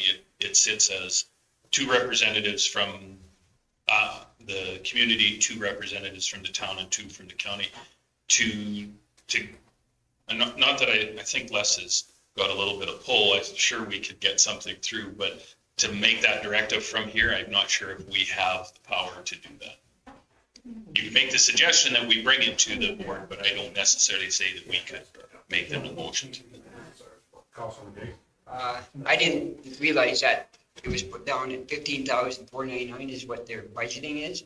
I was told that they receive, or with their money that they put in towards the FCSS, that they were getting $7,580 a year, so they would just want to top it up. So that 15,000 is news to me. And that's just both from the village's financial statements. So we've had lots of discussion on this. We need a motion on that. I think we all made the motion. You made the motion to Except 5,000. Okay, well, is there any other questions, comments? Councilor Grover? I still would like to see them come and talk to these guys before we make a motion to give it to them, or don't give it to them. Again, we can't make that. You could suggest that we bring it, and I mean, Mr. McKay could go back to them and tell them the same thing. They get a hold of you. And I think that's maybe the better direction, that Mr. McKay, since he was the one who was the point contact on this, that his comment back to their director is for them to reach out to our FCSS and have that open conversation. Like I said, it is an independent board. We can't necessarily dictate what happens. We can bring it to them, but I think the onus is on them for them to do the legwork. I would like to, but just to see what the board. All in favor? Councillor Grover, opposed? I still think they should go to it. Here, defeated. Councillor McKay and Councillor Grover in favor, but still with that follow through. And I'll approach them and ask them to reach out to FCSS and come and negotiate or at least talk to them here in Stettler. The way the program will be. Yeah, yeah. No. Thank you. Okay, request for decision, RMA draft resolution, page 3. Thank you, Mr. Chairman. So this is your additions package. This is a request from Whiteland County. And from what I understand, Reeve Clark, you had a chat with Wheatland's Reeve Link about Stettler seconding the motion. So I'll turn it over to you. Okay, it was, the motion was for funding for critical infrastructure, which mainly a lot of it focused on water, wastewater. And I talked to Reeve Link as part of that meeting to the fact that they were looking at both industrial but also agriculture basis. And I said from an agriculture basis, when you look at industry, the water lines and the demands we've had for water lines definitely affect our agriculture industry within our county. So I said if it was going forward to be part of that, like for the Water for Life and pieces like that, that we certainly would, I would bring it forward to our council to second it. Just for the fact that we do need to bring more attention to water. This year we may have a better runoff, but we do need to take it to the government. Councilor Nyberg? Mr. Chairman, as at the RMA, I would love to second that. So yes, I have absolutely no problem in having a discussion, and I think this is something that we definitely need to bring forward. So yes, I would definitely make the motion that we second this. And I think when we go, are you prepared to speak to it then? I'm prepared to speak to it in the agricultural end if it's. Okay. Just as long as, nothing worse than we get up there and we're all looking at each other who's going to speak to it. So I think well planned is much better. So yes, I'll make the motion that we go ahead and second this. I'm just kind of wondering whether it covers it in the whereas, stating that we are the backbone, say like we're bringing all the contributaries, we're bringing so much of this product that Alberta has for sale to it. I'm just kind of wondering, is it listed in there or could it be listed in there? Mr. Chairman, I think this has already gone forward because January, today is the deadline, I think, for Army. I think we have to have it in today. Yeah, which we have a resolution meeting, which only really pertains to how it's set out within. Yeah, I don't think we necessarily, Mr. Kender, I think that opportunity to speak about that can be brought up at the speaker's notes for sure. I agree with you. I have no problem with that. I just don't necessarily, I don't know if the whereas has as much of a deciding factor as the speaker making the notes. And also too with Wheatland, they feel the effects of the areas very greatly because they are like, yeah, you're the backbone, you're supplying stuff and everything's getting tore out and sent to the city to get work, to get done. Yeah, and they're within looking distance of that municipality that's taking everything back now. Yeah. So, okay, so we have a motion on the table. Any other questions, comments? Seeing none, I'll call the question. All in favor? Carried. Thank you. I'm emailing Brian right now. I think today is the resolution deadline. But the resolution deadline isn't the deadline for getting your second percent. Yeah. Oh, okay. They do still have a bit of Everything was in based on Friday's meeting. Okay. Unfinished business, 8.1 recycling update. Bring it on there, CEO. Yeah, I think I did that at the Stettler Waste meeting. So as per council's instruction at our last meeting, our budget meeting, we informed the Stettler Waste Board that, and meeting with the town of Stettler, that we would be pulling our recycling bins out of the Stettler transfer station effective February 1st. It was, I think, we shell shocked a lot of members. They weren't 100% sure what to say. I have heard from some since then. But I have talked to Carrie, I've talked to the town, we've sent letters to the town, the village of Denelda and the village of Big Valley. And there are 6 recycling bins in total at the Stettler transfer site. 3 of them are the old school bins.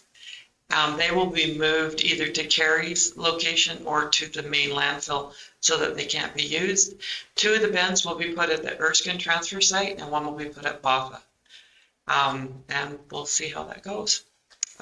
Big Valley emailed me based on rumors. They hadn't received the letter yet, asked what was going on, would really like to keep the recycling bin there. I said that I believe that after they got the letter that they should, contemplate what they wanted to do, but I felt that this council was open to negotiating with them so that they could pay a portion of the cost of the recycling bins.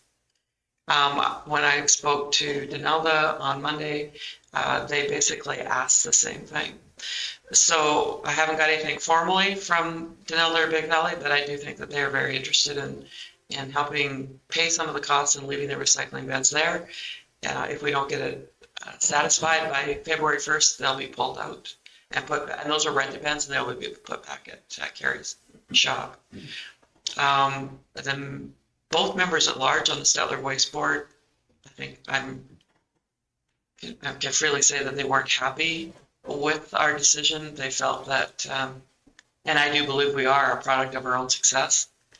Those bins have filled up and took a lot of cardboard and recyclables out of the landfill. A lot of questions about whether or not they'll see the use at Botha and Erskine. And if they do see that type of use, I think we'll probably at the next Stettler Waste Board be asked to open those transfer sites more often, which will increase our wages and salary budget.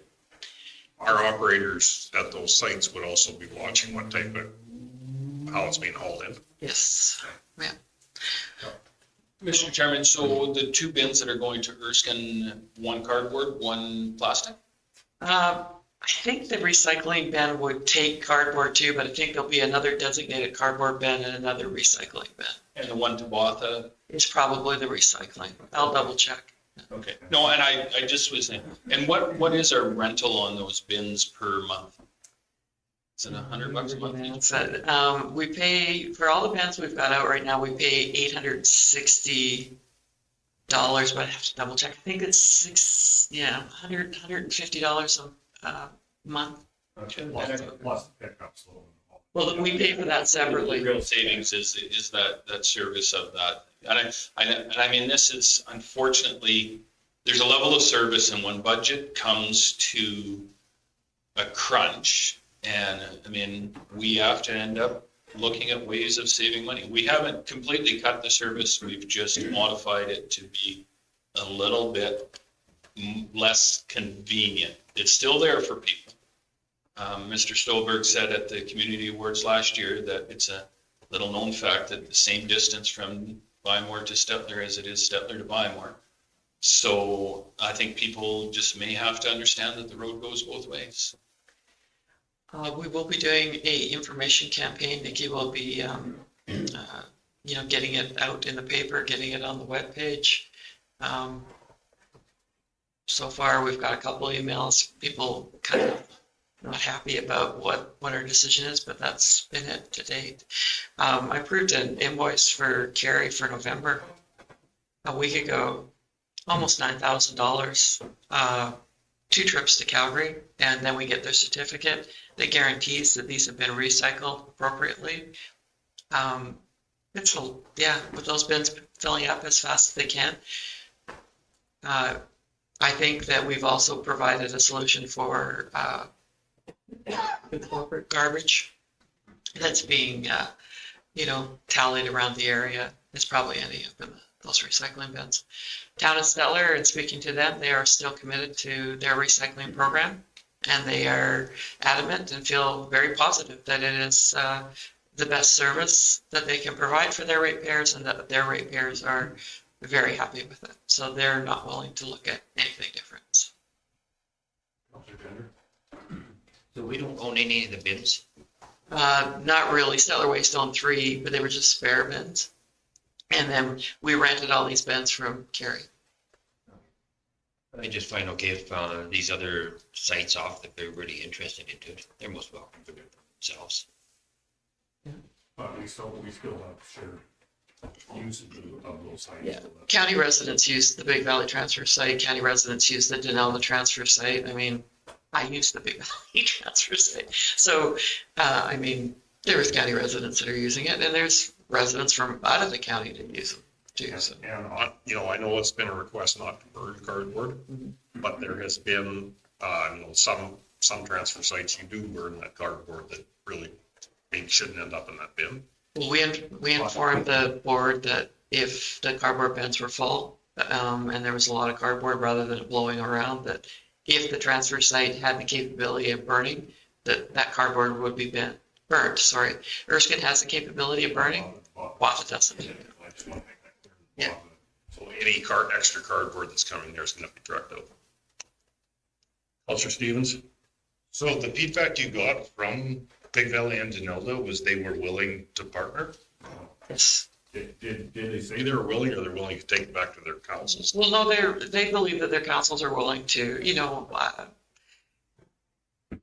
what would be the right fee? We've got to put the costs together to see what those bins are costing us in both those transfer sites. I would imagine an appropriate fee would be anywhere from 1/4 to 1/2, right? I am all for entering into negotiations with those two to keep those open. I have no doubt that our ratepayers benefit from this, but we go back to this regional model. If we're going to fully realize the efficiencies, there's no point in them having a bin sitting beside ours and each of us paying trucking and all this duplication. If we're going to be regional, let's be regional, and everyone can save a little to provide this service. So I'm all for entering into negotiations with Big Valley and Denilda about a joint cost sharing. And I mean, again, that could go the other way as well. They could enter into a contract with a Mr. Short, and they could put the bin in, and then we could pay them a fee to look after it as well. It doesn't always have to be us taking the lead, but I'm in favor of us taking the lead on this. I have no problem with that. And I think where we would have to do it, I don't know if it would be it would have to be on a per cost basis. So if the rental of it is, I'm just going to say, $100, 25 goes to them, and then the dumping fee as it dumps, that fee would have to be an unscheduled, because if it's high volume at Christmas time and during July you don't have anybody, well, that has to be a realized cost, right? So I don't want to see us get into a situation where we blanket fee them and say, we'll cover the cost of X amount, and then we end up eating it and have to have 6 or 7 extra dumps without being able to recoup that cost. Or if it was the cost of 50% too. Yeah, or whatever that, yeah. You look at the residents and the people within the villages versus some of the people in those areas that still are coming to Stettler, so they become the Stettler transfer site anyhow. Yeah, no, fair enough. My next question is, if those two partners were willing to negotiate and partner up on this, what was the feedback at Stettler Waste Management when the idea was pitched into rolling it into there? And you've already said the town does their own pickup and they want to stick with their program, but to me, it seems like if our partners are willing to partner now, why weren't they there? I guess I'd like a little feedback how that meeting went. I think it was a shock factor that meeting. They just kind of sat there. Or are you talking in the latest one, or when we originally started it? During the last Stettler Waste Management, because we did propose this to them originally 10 years ago, something like that, I'm guessing. I think our board is in favor of it, and that's 2 votes. And if Denilda and Big Valley are in favor of it, that's 2 more off the board. Well, the problem is you got to be careful with Stettler Waste, because the way we haul the garbage is even a bit of a weird thing that happens. So basically when we set Stettler Waste up, we it was to get the garbage picked up and to the transfer site. Then if you took it from the transfer site to the landfill, we were responsible for that. Stettler Waste was responsible for that.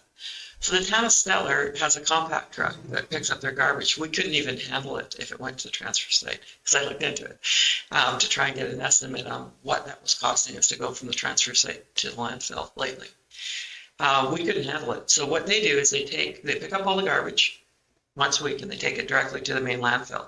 They have to empty it in the pit of the base of the pit, and then they bury it with a cat. Big Valley is also on the same boat. They have a pickup from Waste Management. I don't know where it's going, but it's not going to the Stettler landfill. So we reimburse them for saving us that hauling charge. So if the county and the villages decide that we want to recycle, and the town says, no, we're not going to participate, do we reimburse them for what their ratepayers are paying for the recycling program offered by the town? Well, I guess my question was more around if the town, as part of this board, there are 2 members voted, no, we want to stick with ours, but all the rest of the regional partners are, no, makes sense to pool. They don't have the vote, and that's why I'm confused. If they didn't support it during the meeting, but the shock value and being caught off guard makes sense. It takes some time to absorb this things. I think that if the situation was reversed and that was us, I would fight it tooth and nail. Because we would have to adjust the per capita to pay for the regional recycling. And the town is therefore still offering their recycling and their ratepayers are paying it. So basically they're kind of double dipping. So then they would come back to us and either say, either kill the motion or reimburse us for our program. So that puts the per capita up even more, and then every ratepayer is paying for recycling in the town of Stettler and regional recycling. I think one of the issues we're seeing from this is that it's the commercial garbage that has become a headache. And until we come up with a solution on how to handle commercial garbage, I think it's always going to be a hinder to regional recycling. Which within the town, it is commercial garbage and then the condo/apartments. So even from a residency basis, they're not covering off on all their residents within town, but it's those bigger, highly populated spots. But the part we need to look into further, I just got a letter back in regards to Big Valley landfill from that inspection. Yeah.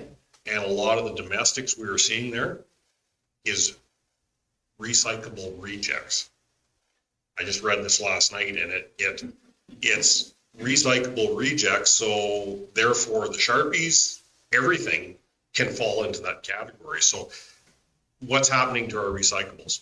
Because there's a pile of cardboard, and if that's all rejects, there's somebody going through this and filing it into that pile fairly quickly. Councilor Nyberg? Chairman, I had once an article I read that it was closer to 40% of recyclable is of rejects, and in one statement, this individual said it could be as high as 65% depending on the loads. Wishful recycling is what my daughter calls it. People are wish recycling. They wish that it would go. I mean, there's a ton of plastic that gets thrown in there that just, there is no place for it to go. I think for what you could do, and I've thought about this, there could be 2 separate requisitions. For the one, the town would not pay a recycling requisition, but the member municipalities that were getting outside recycling could be paying for it. It still doesn't solve the problem at the commercial garbage. Stettler transfer site. That one needs to be dealt with somehow. But the ones on the outside, the parameters could definitely be run through waste management, managed by waste management, requisitioned, but then you still run into the Stettler waste management, or the Stettler site as being a problem site. And the town of Stettler is willing to take on that issue from their businesses, because that is written within their policy that they are to supply their own bins and to have their own recycling. So if you put recycling bins, in my opinion, back out at the Stettler recycling or transfer site, then you've got the commercial garbage guys using them. You're subsidizing the town of Stettler. Yeah, right. No, and I agree. That's what I said. The outliers, what Mr. Stevens was talking about, your outliers are, our 4 villages and us could do something on the outline. Summer villages. I'm just saying that those could be partners that could come together and do something. Again, I think it's a lot more than we have here to talk about, but you could look at something regionally, absolutely.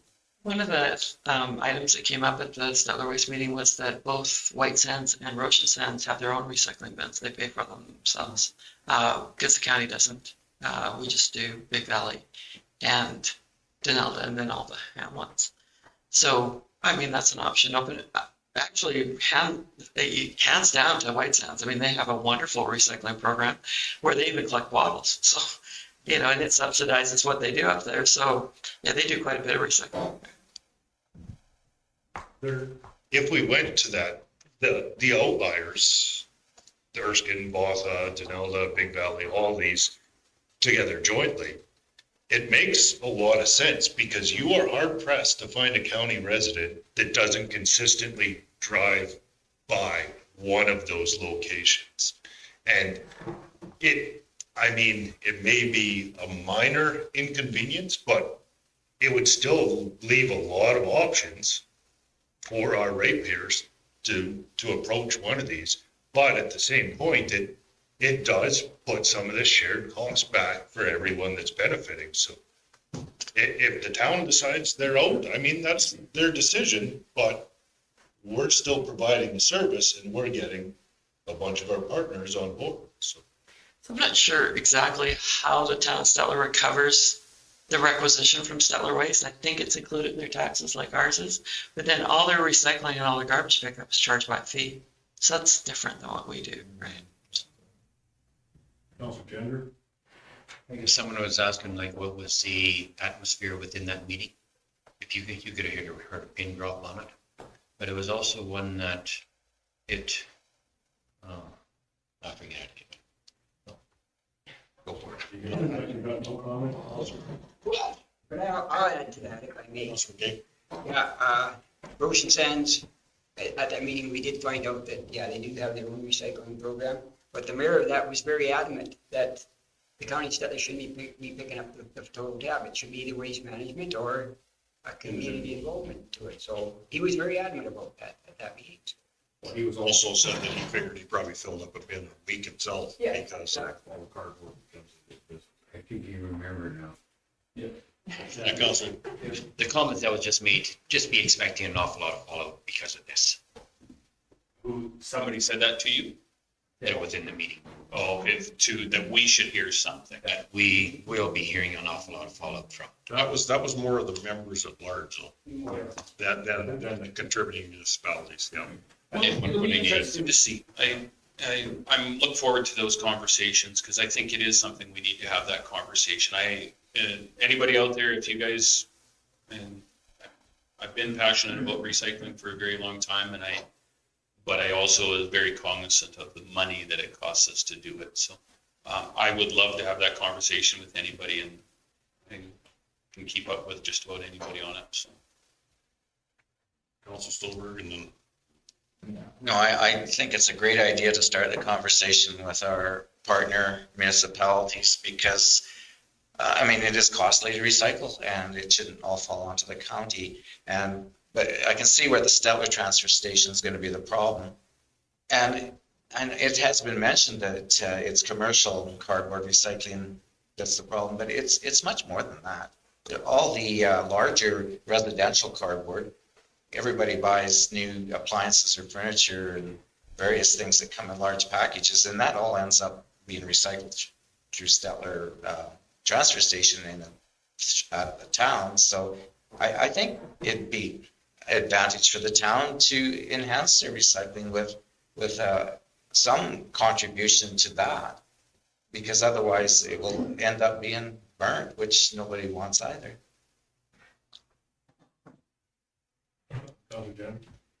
One point that I did make in there, I said, well, okay, gets very much down to the financial end of it. There are ones within the county that if it's gonna be another buck or two, it's not gonna mean any damn difference. But there are ones, and the ones that we really have to look after, the ones that are, I'll say, struggling. Those are the ones that, whether it's gonna be food on the table, whether it's a place to sleep, those are the ones that I said, I will represent the people on that behalf, and I will stick my neck out, sacrificing the environment for the course of the people.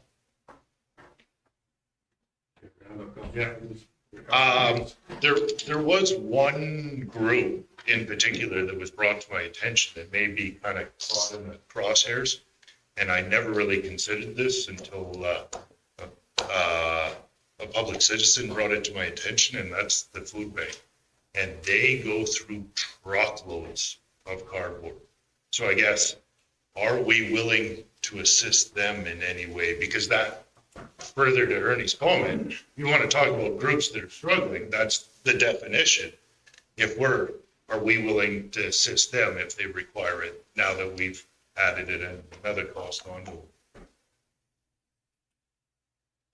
And it doesn't need to be decided right now, but they've already. I think that'd be, again, there's a perfect example of a regional situation where if the food bank went to member municipalities, both White Sands, Ocean Sands, Denelda, Big Valley, Stettler, and the county of Stettler, and said, we need help doing this on a shared basis, everybody contributes to that. I think that's a perfect example.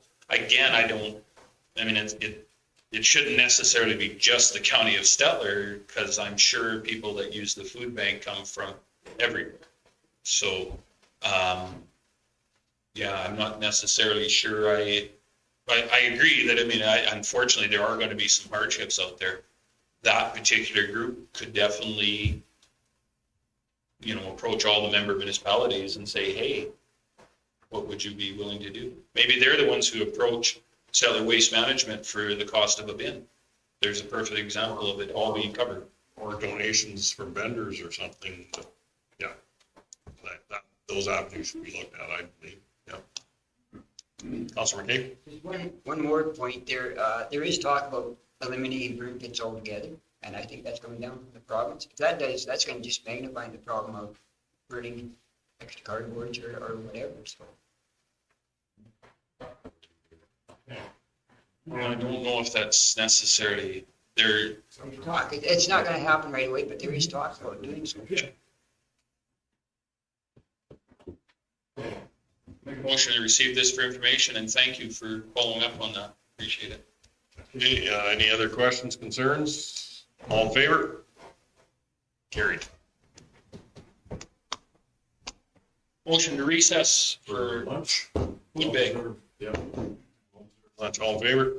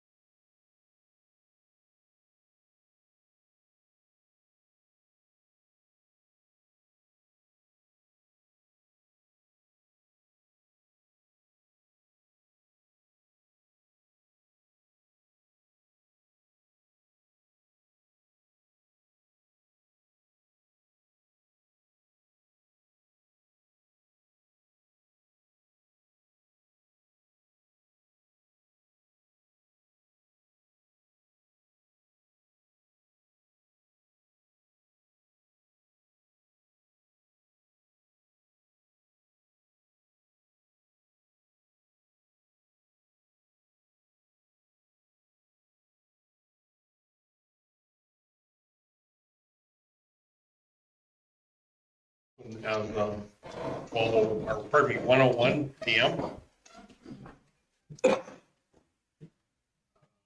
Tell me when we're. Okay. To begin, let us conduct introductions. Member of the public making submissions will be asked to introduce themselves at the time of their submission. We'll start over with Mr. McCullough. Just introduce yourself, Joe. Joe McCullough, the Island of Operations. Ernie Gender, good morning, good afternoon. Paul McKay, good afternoon. Larry Clark. Dave Grover. Justin Stevens. Russ Stillberg. James Nyberg, Councillor, Erskine South Warden. Nikki Thorstensen, Communications. Andrew Bishop, Director of Municipal Services. Craig Teal, Director of Planning and Development. Kathleen CEO. And do we have anybody online? We do not. Okay. I will now ask that administration read the nature of the proposed amendment into the record. Thank you, Mr. Chairman.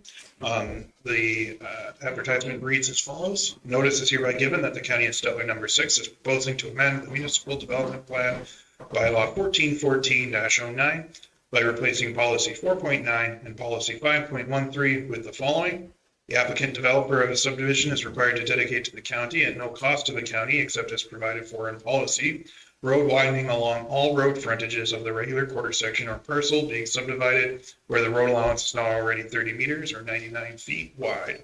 The road widening may be achieved through a road plan or road acquisition agreement or through a plan of survey as determined by the subdivision authority. The intent of this amendment is to allow the use of road acquisition agreements to secure road widening when lands are subdivided. Bylaw may be reviewed at the County Administration Building located at 6602 44th Avenue, Stettler, Alberta, during regular office hours, 8:30 a.m. to 4:30 p.m., Monday through Friday. The public hearing to hear representations concerning Bylaw 1687-22 is scheduled to be held Wednesday, January 11th, 2023 at 1 p.m. or as soon thereafter as possible in the council chambers at the County Administration Building located at 6602 44th Avenue, Stettler, Alberta. Any person wishing to comment on the proposed bylaw may do so in writing to the Director of Planning and Development, County of Stettler number 6, Box 1270, Stettler, Alberta, TOC 2L0, or by email to cteal@stetlercounty.ca by January 9th, 2023, or make representation at the public hearing. Following the public hearing, council may proceed with second and third reading to approve the bylaw. Should you require any additional information, please contact the Planning and Development Department at 403-742-4440. Thank you, Andrew. The rules of conduct for this public meeting shall be as follows. Written submissions shall be tabled first and read into the record. Verbal submissions shall be considered second. To present verbally, please call into the meeting. The instructions for doing so can be found on the cover page of the agenda package. Verbal submissions shall be limited to 5 minutes each. Councilors may ask questions of the speaker after each presentation for clarification purposes. There shall be no debate between participants through the public hearing. Any questions from the floor shall be addressed through the chair.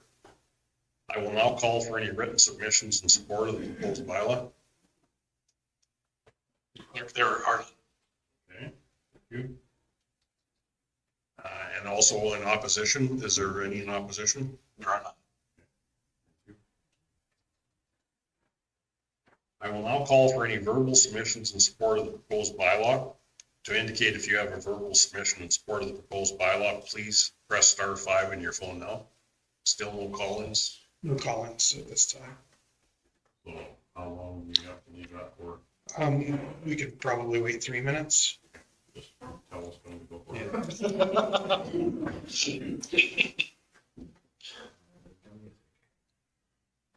Which one today?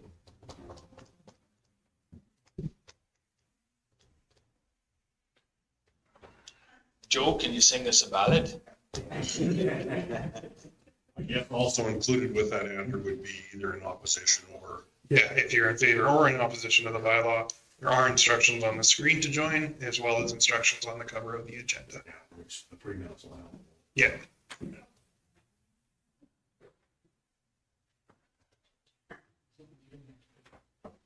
Funny how 1 minute can be so long when you're. That is just 1 minute now, 2 to go. Yeah, like waiting for one.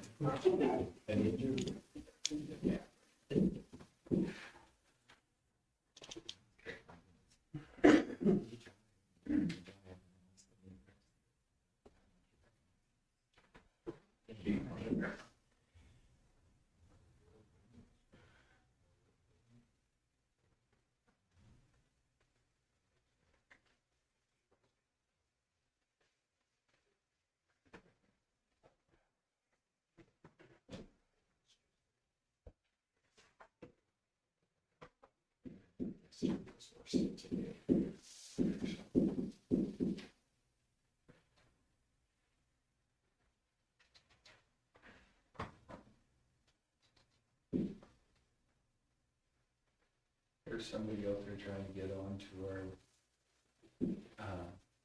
live feed right now, wondering there's something wrong with their volume. They've got to turn it off. And then when we speak, it's like, wow.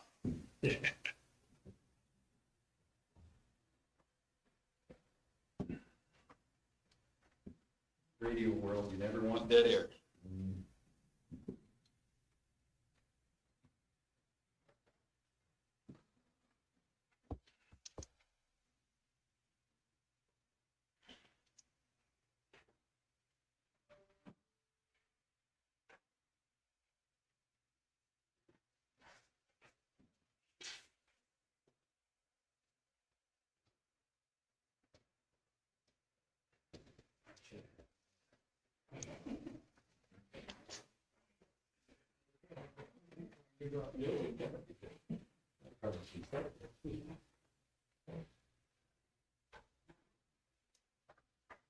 And that is 3 minutes if you'd like to proceed.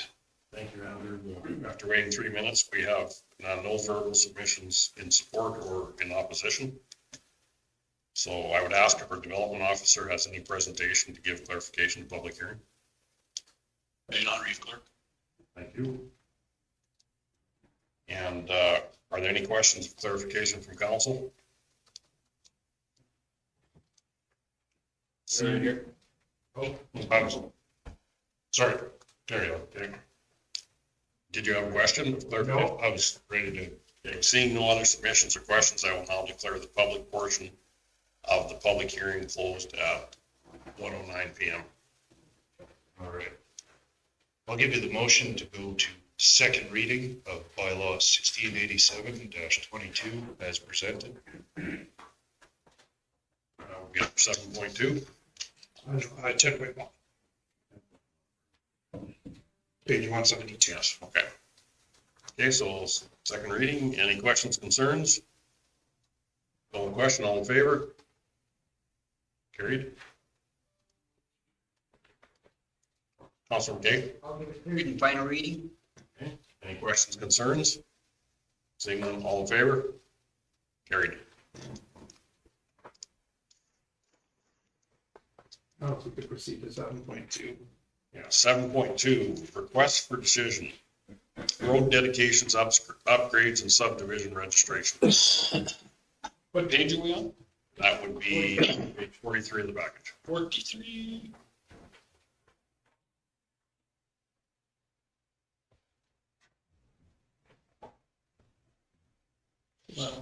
Craig, if you wanna. Reeve Clark, thank you very much. So this policy supports the MDP amendment that puts a little bit more flesh around that change. In essence, it expands the tools that the subdivision authority will have available to deal with the 5-meter road widening when lands are subdivided. And it opens up the opportunity of using a road acquisition agreement as opposed to a road plan for actual transfer of the land to the county's ownership at the time. Use of a road acquisition agreement means that the land stays in the ownership of the person that gave the dedication. They don't have to move their fence line. They could continue to use it for farming. They still have to be responsible for what happens in that 5-meter strip. And at some future date, when the county needs land and we're ready, we will come along and notify the landowners and submit a road plan to take the land. In some cases, road acquisition agreements may be on title for many, many years. In other cases, the ability to use a road plan is still built into the policy. And there are times when the subdivision authority may choose to use that tool. So it is very much about expanding the toolkit, so to speak, as opposed to limiting it just to road plans. With that, Reeve Clark, I'd be happy to field any questions. The recommendation this time around, as opposed to deferral, is to adopt the proposed policy changes as presented. Any questions for, go ahead, Councillor Gender. On page 51, it would be number 1 at the top of the page. It just says when a residential subdivision excluding multi-lot or residential development permit application reviewed for a subdivision or development site that is located on an undeveloped road allowance. The road has never been constructed or has never been maintained by the county for residential purposes.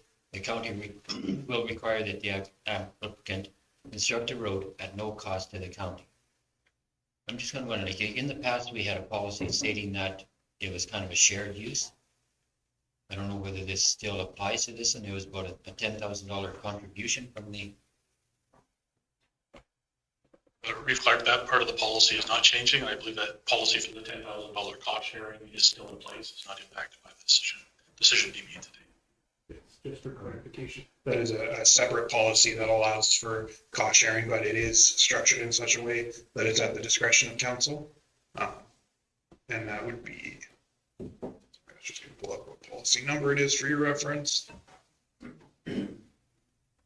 Public Works Policy 2.13, road construction cost sharing. Is it council's discretion or CEO's discretion? It's council.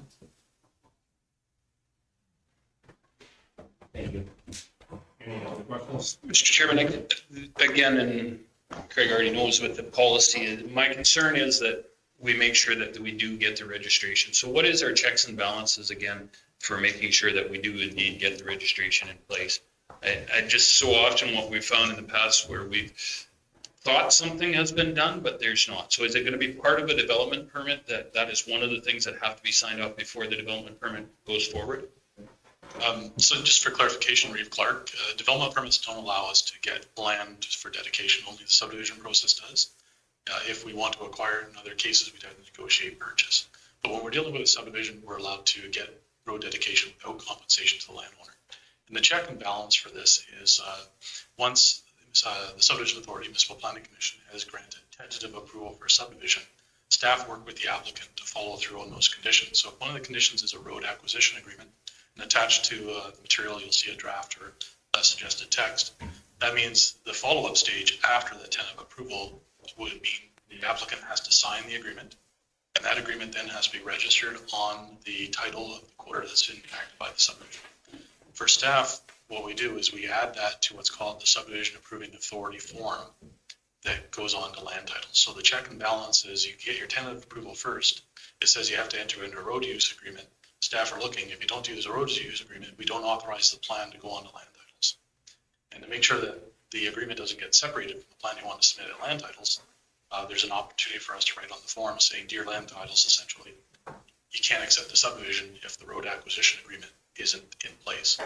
After that, it's on the affected titles, be it the new title or the existing title, and the only party that could discharge it would be the county.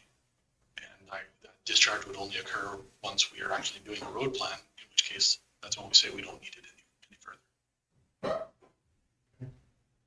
Any other questions? Councillor Gender? On page 60, it says states at no cost to the county. I'm just going to wonder, okay, like when we do enter into a cost sharing agreement with the developer, like what rates are we going to be utilizing if they wish to utilize our equipment?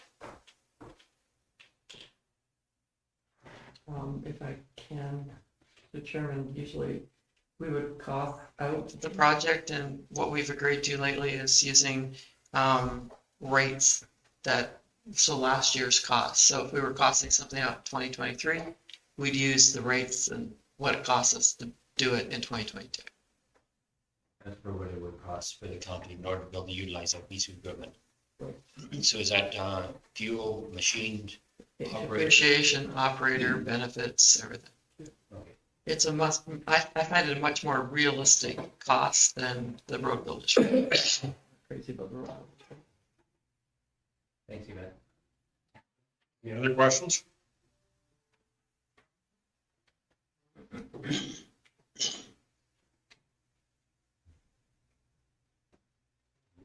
Anyone to move this forward? Counselor Gender? Please, That's for staff. that recommendations. Okay.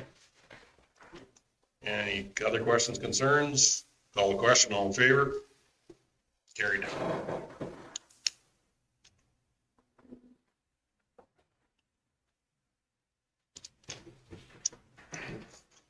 All right. We will, I guess we have 8.2 under unfinished business. Culvert installations.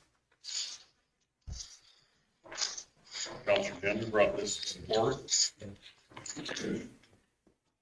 Apparently this culvert installation has been brought forward in the past, but it was also when this would be regarding the White Sands colony. What they are doing is that they are requesting a culvert installation so that they can run a service line, a manure line out to there so that they can pump and inject it into the land. So like when I went out and had a visit of it, my point was to them, okay, if the culvert benefits the county, I have no problems with it. But if it comes to that, there's no beneficial to the county, that they would be footing the whole bill. So this is where I'm saying, okay, this is where I shall leave.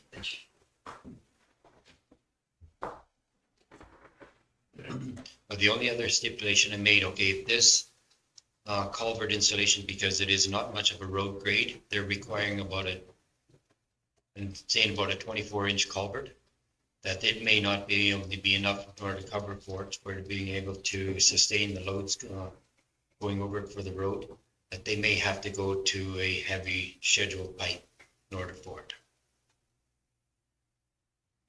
Joe can take it from there. Or through CAO to Joel or to. Well, basically, I don't know if anyone knows much about it, but we put culverts in roads to move water. Are we now gonna kind of accommodate these type of requests when we install culverts in our roadways to move manure? I just want clear direction from council. Counselor Stevens? My question is, Counselor Gender indicated if it's a benefit to the county or the road, what hypothetical benefit are we talking about? I'm not sure what that would be, I guess. The real benefit is they used to have their own truckers or their own trailers. So they would take and load it, haul it on our roads, and then take and transfer it out into the field. So this would save an awful lot, say like on the infrastructure of the road. So the integrity of the road, they've got land that they can chase it across onto theirs. A year or two ago, they on 39-2, just north of the colony, they had installed a pipe, and I believe they had permission from the county, and they directional drilled in a pipe there for being able to cross up. So what they want to do is they want to hopscotch this line. Right now, they're pushing it about 4 miles. So if they can take it up to different parts of the land, cross the roads up there, so without the, I'll say the impact being on our roads, it is very much a benefit to us. So is the suggestion, install a culvert basically in our ditch, after that it runs above ground, above surface? Because doing so is not without risk, because who's liable for that when we're plowing snow and you throw down the wing? Are we on the hook for fixing septic lines? They don't leave it. No. They school them out, do the job. Full out pump in the summertime. If they have those hose trailers, yeah.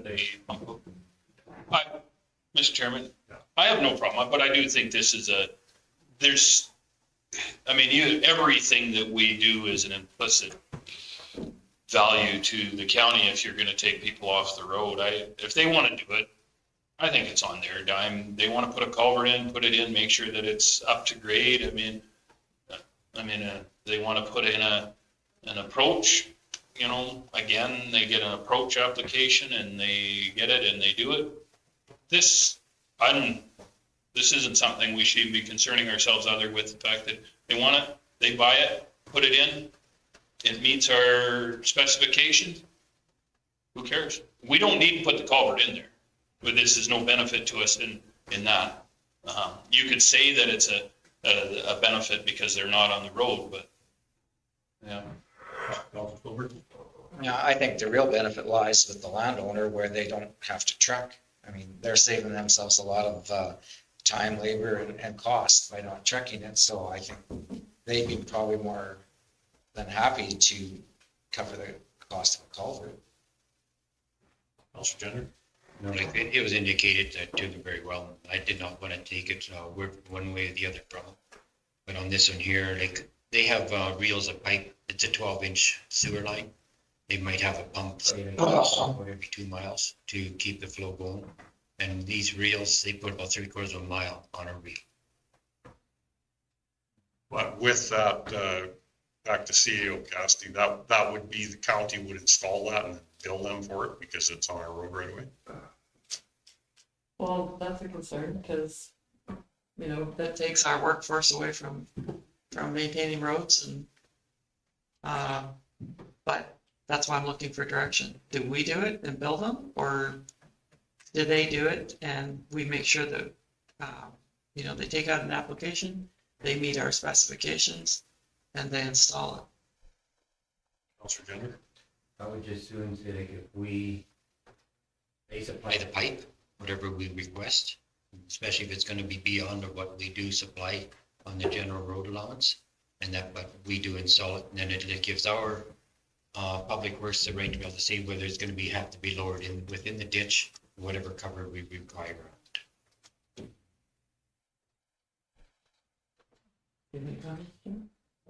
Yeah. Thank you. So through the chair, so I visited the site yesterday to have a look at it, and I really would need to look at the site in some more detail, shoot some lines, look at where the flows of water would potentially come backwards and forwards on it, and look at the appropriate amount of cover that we would have on the road to make sure it's not going to collapse. Really look into it in great detail, and Councillor Gender and myself just had a look at it yesterday in a quick road tour, but to actually get some details and bring back to council, I just appreciate a little bit more time to run it past all of our staff. I think there's direct and indirect benefits for certainly for the potential applicants. I can see that, but I would need to sum up the appropriate amount of benefits for the county and make sure that they were appropriate and we were covering off all of our risks. I guess the only question would be is on a timing basis then, when did they do Their that? springtime application, so whenever the springtime goes up, they get onto the land. That is like their only hold up there. It wouldn't take any more than say about a half a day in order to install this. That's depending on if it's a right spot, so go ahead, Joe. If I can, maybe allow me the opportunity to kind of discuss this with my staff as well and bring back any other kind of grave concerns that we have regarding the installation of a kind of pipe, or it could be essentially an abandoned pipe for certain times of the year. But I can certainly get some more information about it back in some consideration, but even for committee of the whole, if you require that. Mr. Chairman, I'll make the motion to move forward here that we instruct administration to bring back a little bit more information to the next council meeting, and to the fact that even maybe some costs, if you can muster that as well, so.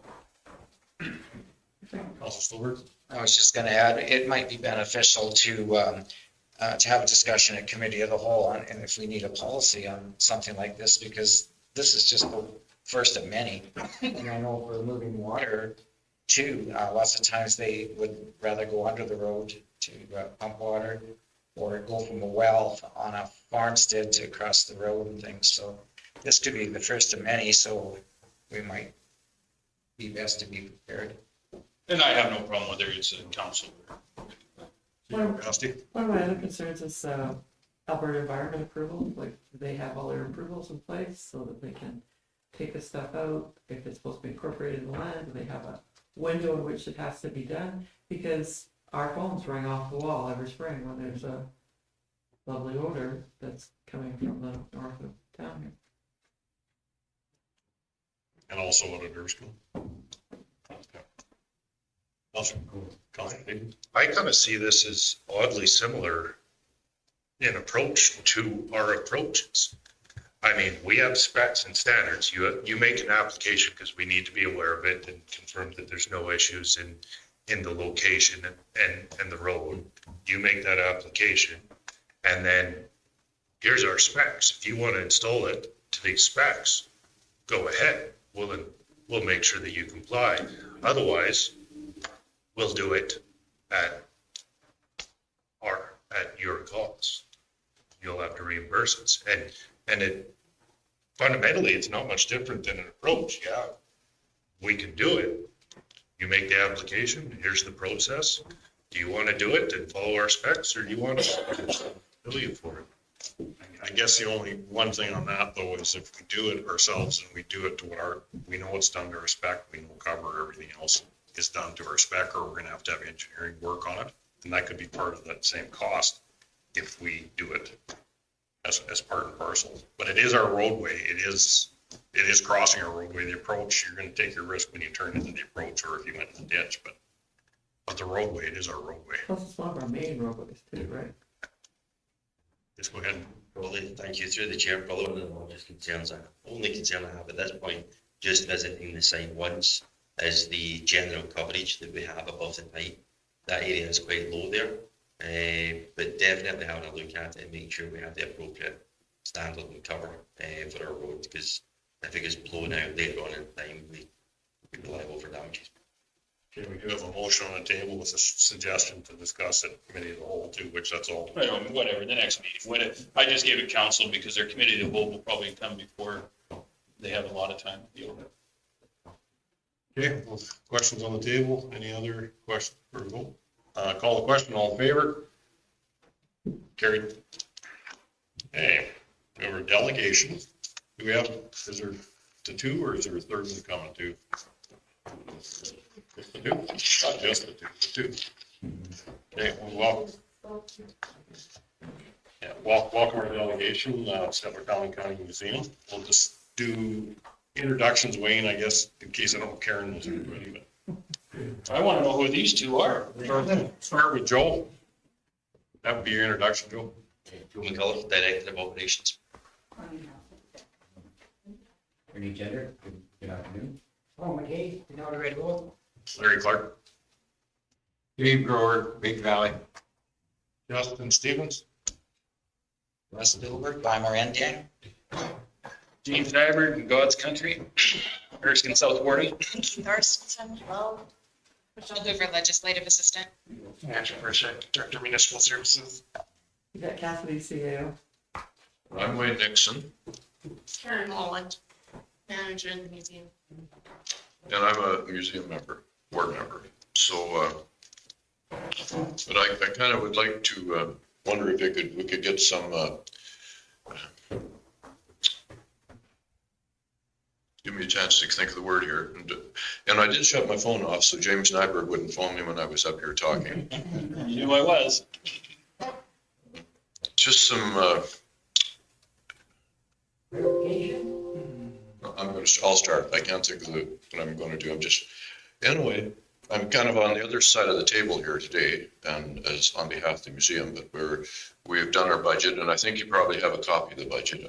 Karen sent it in a day or two ago. Does everyone have a copy of the, or was it part of the package? Just trying to bring it up on the screen. Okay, thanks, Andrew.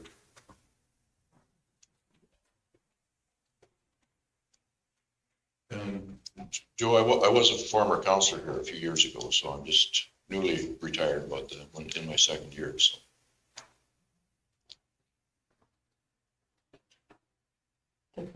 Yeah, it's being very cantankerous. Well, I'll start off with it anyway. Here's the Town and Country Museum, Stettler Town and Country Museum is truly a hidden gem with the recent remarks for the committees and bloom judges. And one must appreciate that Stettler Museum stands out internationally. We're quite proud of it. The museum staff and volunteers work continuously to create a fantastic facility for the community and visitors. while preserving the heritage of Stettler and area. Fundraising events have continued growing, and in turn, the off-season events have summer returning visitors wanting to see more and or tell more people.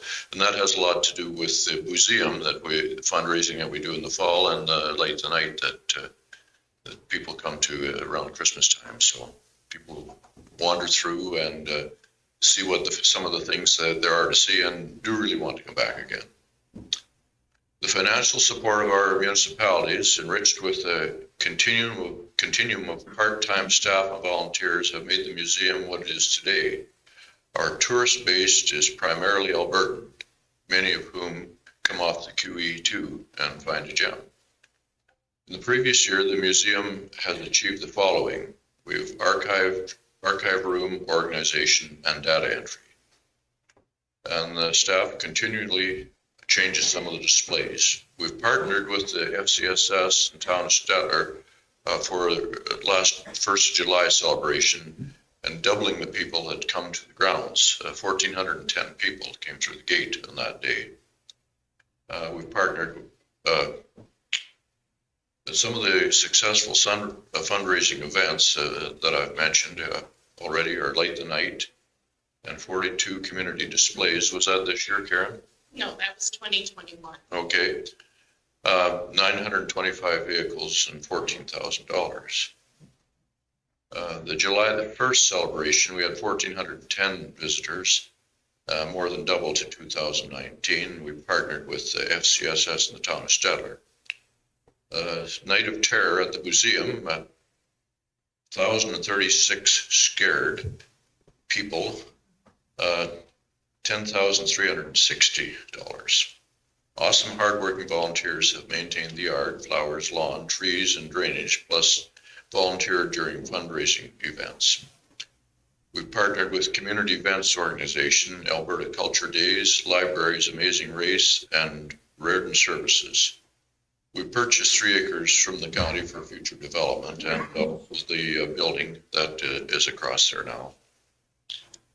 And we've created reserve accounts for future improvements. That's some of the things that we've endeavored to do in the past year or so. The plan for 2023 follows similar parameters: building maintenance to keep the artifacts secure from environmental damage and preserving as best as possible. And we have plans for a new fundraising event. On February the 11th, we have a Valentine's supper with Jenny Ogilvy. And she is, I believe, a psychic or something like that. She is an unconventional medium, proven by many in the area, and they return to her shows quite regularly. So. And she is also a / comedian. Is that right, Karen? Yeah. And we've also discussed partnering with the elevator. Yeah, the P&H Elevator Society and the Anti-Tractor Club to do a tentatively, which it's going to be called 100 Years of John Deere. So we're going to go back with some old tractors, old machinery, and also do displays at the museum, and try to do it sometime this summer, July or August, I expect. And to see where that takes us. The partnership with FCSS worked really well for July the 1st, so we're looking into more of that. Anything we can do to fundraise. And we've also partnered with the Board of Trade and many others to achieve a broader marketability. With the continued rise in expenses, we are seeing a higher deficit, but with reserves and ongoing fundraising, we are hoping to bring it down to a more viable number with goal to bring it into a positive amount. And we certainly would invite everybody and who's not been to the museum and to encourage people to come. It is a good museum. Now, we have just quickly go through our budget for this year, and if you've got that up on your screen, just have a look at it, and if there are any questions, I'll defer them to Karen, I think. But a couple of things to bring your attention to. There's the casino fundraiser, which was about $20,000. The actual was $20,370, and which has to be spent sometime this year because it has to be spent by March of 2024. So, and that will go down to the building and grounds repair, which we budgeted for around $30,000. That would include $20,000. Sorry, Andrew, I'm just looking down or not up. That would include $20,000 that comes from the line on the income side. The wages and benefits, which actual 2022 was 98,000, includes the summer staff as well. So, and how many summer staff do we have, Karen? For the year of 2021, November 30th to December 1st of 2022, we had 5 staff members, 3 being summer staff. Thank you. Are there any questions on any of those things? It's pretty straightforward. What was the grant money in 22 for 26,512? Very, very top line. Top line, that was 2 grants that we received for museums restart after COVID. It's a once in a lifetime thing. And then, of course, the county of Stettler and town of Stettler grants. Donations actually were $14,000 actual for 2022, so certainly helps on the bottom line. Now, our 5-year plan is a sort of like a wish list, as we all know that a lot of the budgets are. Some of the things are ongoing, like to replace the concrete floor in the pole barn. That's been ongoing for several years. The main building interior would also include insulation, not just material, but insulation as well. And some of the other things, ground, gravel pads, machinery, and pathways to machinery, we've used in kind. It's always very kind from the county and the town to do some of that. We hopefully that will continue. The new construction, we have been putting some money aside for the last, maybe 2 years now, or year plus for an administration building, which we would certainly like to see in the next, in the foreseeable future at least. Steam tractor building, we have an old steam tractor that needs to be displayed, but however, there's not a really good spot to display it. So that's something that we've got on our wish list as well. The lawnmower, oh no, I got something else in there. There was, photocopier, yeah. Photocopier has just been replaced. Karen got a good buy on something and went ahead and got it because it was something that needed to have at the museum, and also for archives, a focusing camera with stand, and that's in the works, but it's not, it's going to be done sometime this year. We've tentatively budgeted in a 2% wage increase, and I don't know what the county or town have done, but for their wage increases, but that was just something we put in there.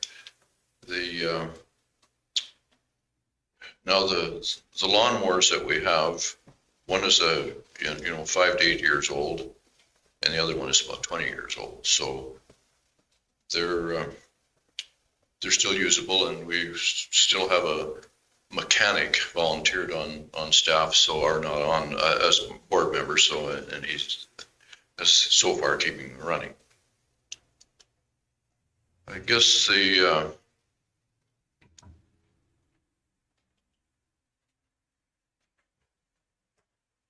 what we would be asking the county is to, and we endeavor to try to get the grant monies from the town and county to about the same level. And from a few years ago, with the county was doing 34,000 and dropped to 30,000. But what we would like to ask for is if the county would do like a $2,000 increase and the town a $1,000 increase, and I think they've agreed to that already. So by 2025, it would be equally at 36,000. And some of the things that we sort of can't do without, and I meant to mention that too on the line-to-line thing, is insurance. Now, the hail insurance was a godsend in here on 2019 hail event, which kind of decimated the town of Stettler, but I forget what the payout was on that. Payout was 270,000 to replace most of the roofing, siding throughout the museum. So even though the insurance is going up, and it seems like it goes up between $800 and $1,000 a year, we can't do without that insurance because a major event like that, a major hail event or storm event, would sort of without insurance would certainly leave us in a bad way.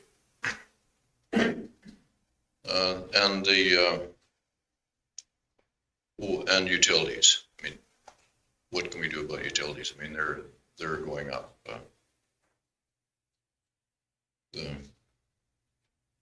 I would like the county actually to subsidize some of us poor farmers for Trudeau's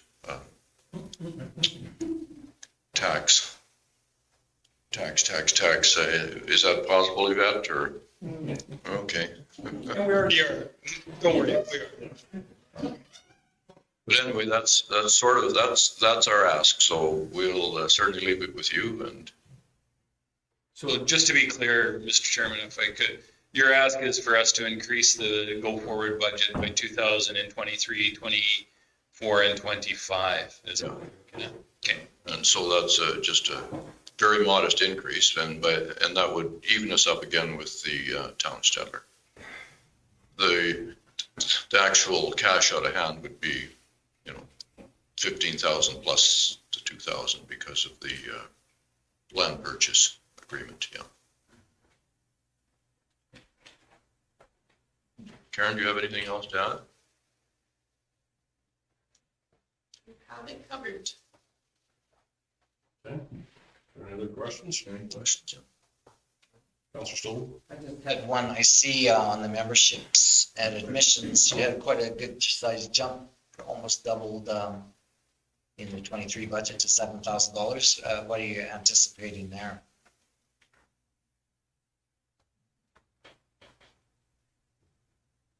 Go ahead, Karen.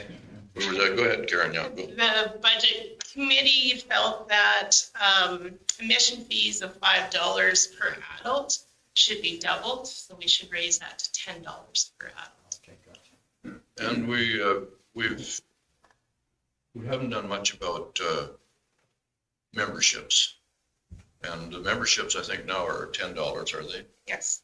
And we certainly encourage people to buy memberships. It's quite reasonable. And we have changed our policy a little bit. So if anybody wants to vote at the annual meeting, they have to be a member. And I don't think that's unreasonable. And I think that's something that people would certainly do. With Councilor Jenner? When I was at the meeting, you were stating something about the insurance policies on it. I did bring it over to Yvette and I asked her, okay, like we do umbrellas under the RMA. So like, I'll just ask Yvette whether she can clarify that or whether there's anything to add, whether we go into the town ourselves. Well, we said There's a that possibility. we did look into it, and yes, we could cover the museum under our additional insured. And I kind of left it in Lorraine's. I don't know if she's reached out and talked to you yet or not, but that is something that they could at least price it out, see if it was cheap. So at present, we do kind of fall under the town. Previously, that we would pay the town the insurance, and then they took care of it. Then it was kind of segregated that we pay whatever the municipality insurance ourselves. So my understanding, we are under the town umbrella, but something that I still have to look into. So we've got, does the RMA, whatever the insurance, we Julie insurance or whatever, is it They're very, less money than the, whatever the, I wouldn't think so. They're very terrible. yeah, that's what I'm thinking, so the AUMA would have. So, AM and they're called now. I expect there would be not a lot of difference. Compared to a lot of museums in central Alberta, my understanding is we're only paying half or a portion at most are for a smaller facility. That being a lot will insure artifacts, to which we do not. We only insure the buildings and pertinent stuff like fire extinguishers within buildings.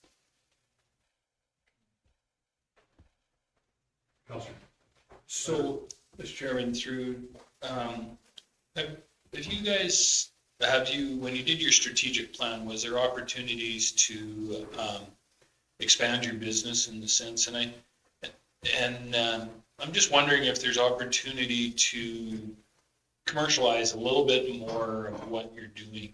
And Mr. Stevens and I had talked about, what could be possibly an addition that would make sense, ice cream stand or, talking about even knocking a hole in the back fence, opening up and have the ice cream stand on the museum land so people could walk to the spray park, come grab an ice cream, mosey around the museum, and then go make it an entertainment mecca as you would, right? I don't know if that's something that you guys have talked about. I think there is some opportunity. A standalone museum, I'm afraid it's getting to be, as much as it's quaint, I'm not so sure there's a business model still. And these things are all things we've talked about. But then it comes back down to volunteers and staff. So it's not always, there's lots of work in the summertime to do all the things that need to be done at the museum. But definitely it is something that we have talked about. And I think the FCSS had the booth at the July the 1st. We had a pancake breakfast, which was $5 a person or something like that, which was not a great fundraiser, but the FCSS sold a lot of hot dogs and whatever else they were selling, but it worked out to be a good event. So yeah, we definitely would, any kind of idea like that, we would certainly look at. Mr. Stevens?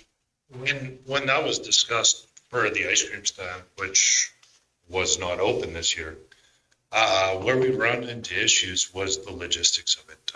It's tied into septic where it's at, and the town, even if the ice cream stand isn't open, they didn't want to lose the washroom facilities that were attached next to the park and spray park. So that was kind of the deal breaker there. Yeah, blame the town, throw them under the bus. Good job, Justin. A lot of people would sound on this one. It was a good hope, but. And there is some opportunity. So the fundraising has been invigorated, we'll say, in the last year. The partnership with FCSS, there's talk of expanding that and turning it into a better moneymaker, as well as the additional Valentine's Day event, and then they're talking about a fall one as well, but I would like to point out that the $2,000 increase, and I'm not sure about 2,000 every year indefinitely increase, but the $2,000 increase works out to be the same rate as inflation for the year, going from 30 to 32. In Canada, it was roughly 7%. So, I mean, the one-time increase does make some sense. We're just matching the increase in cost. We're not increasing funding. We're just maintaining what's there. We would certainly like to raise enough money locally that we could say to the town and the county that we don't need your increase. In fact, to make it less, but we're not at that spot yet, but hopefully. Councilor Jen? I'm just kind of wondering, say like in that same note, okay, what does it, county really do, say like for the museum, whether it's mowing grass, I don't know what the county really does. I'm just kind of wondering, okay, may I ask Yvette's input in that? Well, we plow snow, we grade, we've taken gravel, we've leveled lots, I've mowed grass, and I don't know if I've got it all because Karen used to phone Rick directly, so I'm not sure I've captured it all. I don't know what the town does, so I have no idea. There was a couple additional items, which is a fair point. There was stripping some topsoil for the new building. There was spreading some screenings, and you're right, there was additional in kind. So. Yeah, and certainly we appreciate that from the years past. The leveling and the fencing and the topsoil spread, that was part of the purchase agreement. But no, there's been lots of in-kind done, and Quentin too, as consultant on some of the problems that we run into with bugs and different things has certainly been appreciated, and we do appreciate that. And a lot of it's done just, through administration, so. And just to add, in fairness for the town, it's pretty well a 50-50 split on who helps out the museum in different avenues. You've mentioned mowing. That's virtually just in the 3 acres of new property. We don't have the equipment to do that or volunteer base. But the town does help us significantly. And unfortunately, I don't have a list on the top of my head. And we do appreciate the in-kind work, and it is important too. Councilor Brewer? The Estonian building, did you get the problem solved? No, it has not been solved yet. Did you get a hold of the Estonian people? Unfortunately, a lot of the Estonian people have so-called washed their hands of the building. They are all aged out. They more or less have put it into our hands.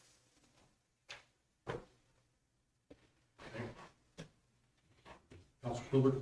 And who owns the museum? Do you want to answer? No. So the town and county own the museum, the town being the higher hand, I guess, if you want to call that. The only thing that the Stettler Town and Country Museum Board, if you want to call it that, owns is the 3 acres of land purchased from the county and the building on that land.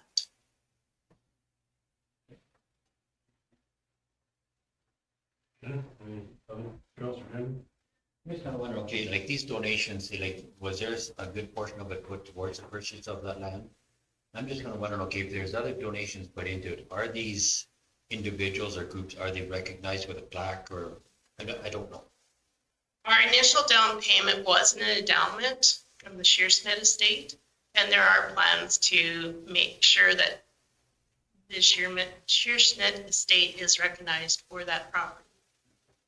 And also that'll be something that'll be coming up at our meetings is to recognize people who do donate. Yeah, and some of the people do have plaques. And some of the people, like Karen was saying the other day, want to have a project done, like a house or something like that. And they're willing to put up some money towards it, but then it also, in the long run, means an expense to the museum. So, and you can only do so many houses for so many people if they want to set up a Nyberg house, for example. And,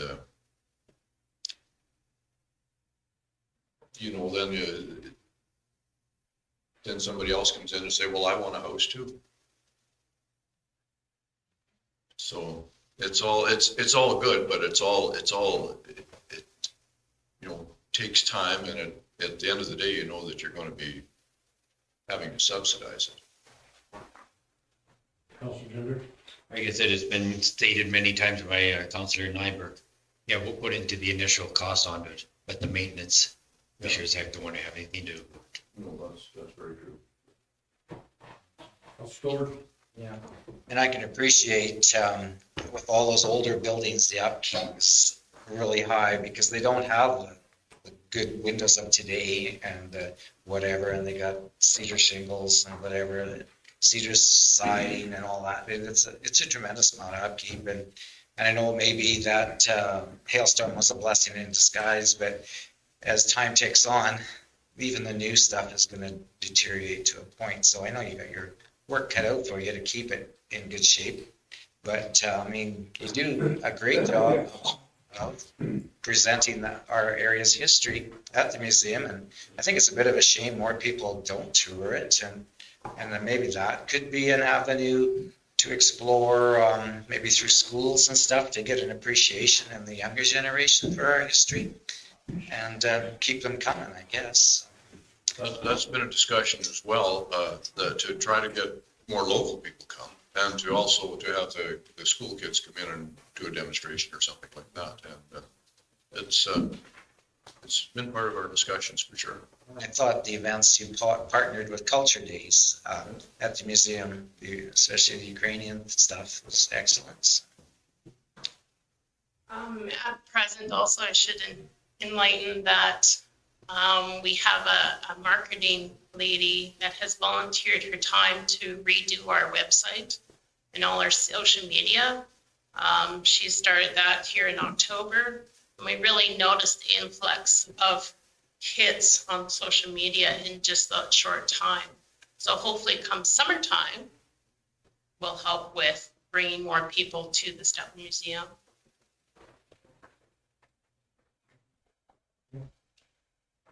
Any other questions? One more. Okay, go ahead. Do you mind giving any information on the proposed QR codes at the museum as a way of helping increase people going through? It's a passive educational piece that links that technology, and I don't know, today's youth, to go and stare at an antique and walk to the next one, that it's that middle ground to try and become a little more interactive and appeal to the younger groups. So if you have any other additional info on that. So what I found over the years of people come back to the office, can you explain this? Can you explain that? We've tried the actual paperwork sign saying, this is what this is about. But not everybody's interested in seeing that paperwork, those signs all over the place. So it's come to my attention that if you put a QR code outside, say, the courthouse, telling the history of that, and if somebody's interested in that history, they can take their phone out of their pocket, snap the QR code, read what they're interested in. And so as the start of it, we want to introduce that to each historic building, the 11 buildings that are historic on site, and then go into the courthouse and explain this is where the arraignment of Robert Raymond Cook was, and so on. But that way people, as a tourist, you can pick and choose what your interest value is and learn. Counselor Lowry? And I don't know if you guys are doing it, but I know in Alberta, the film industry has been a big boom for our economy. And I'm just wondering if you guys have been able to tie into any of that yet or not. I talked to Byron Geddes, and he was working with a gentleman that I had met a few years back, and we tried to make some connections there. And I see the opportunity at that museum to have, I think, some possibility of either renting it out or, if nothing else, getting some activity to it. So yes, Byron with the Board of Trade, we've been working together on that avenue. One of the suggestions that this gal that is donating her time to do our website and whatnot, she suggested maybe we should work with the high school. Different filming type things of what is, if I gave them a list of this is what we want to film, this is where we want to use it, here's your assignment. So cheaper way of going at it, probably the high school. But yes, definitely we'll be working with the Board of Trade.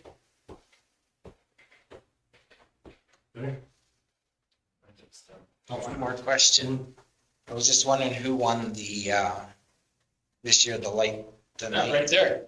Yeah, who won? I was just looking at the trophy and I've asked Nikki to give it back, as unfortunately the county did not make in the top 4. Oh, man.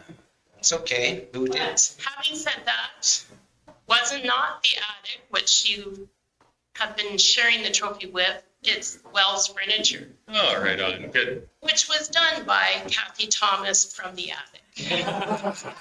That's a birdie for you. Hire Hire the right people. Yeah, absolutely.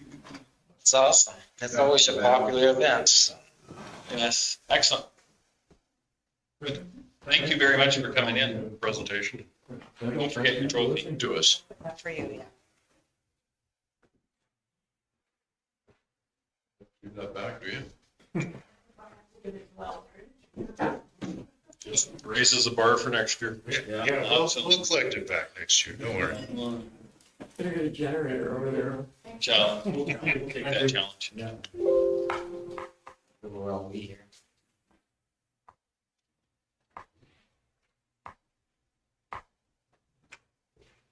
Okay, we've got reports.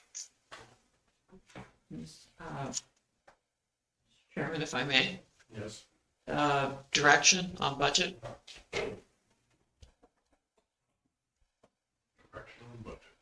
Is that part of what's in here?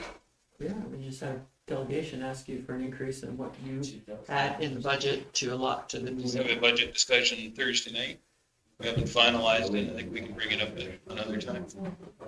That's the press. That's a public presentation. And feedback, so we can always change it after that. That's the budget is being presented, and then if we get feedback, the whole idea behind a feedback is if we see some glaring changes. I'm not sure I guess where's the thought process on that though? on this particular item. Talked about it through budgeting. We had a presentation, but where are we still sitting? I don't. Go ahead, Councilor Stewart. I think being at $2,000 is somewhat reasonable, I think, considering what everything's going up. Like, they're facing a wage increase of 2%, which is smaller than ours. So they're not going overboard on it, but they have to, it's all, and their insurance is going up. So I can see their costs are going up. And I always say they, but it's us. It's our museum. Half of it's ours, half of it's the town's. So they're just caring for it with volunteers and they're doing the fundraisers and stuff. So I think it's in line to give them the two. Councilor Stevens? My question is, how many years have we been at that 30,000 mark? I'm thinking 3, but I could be off by a year. that range. I think So when 12 years ago or so, when I started, we were at 24,000, and then we were continuously moving it up 2,000 a year until we got to, I think, 32, and then we backed it back down to 30 because that budget we showed, we paid 34 1 year and then back we into backed it down.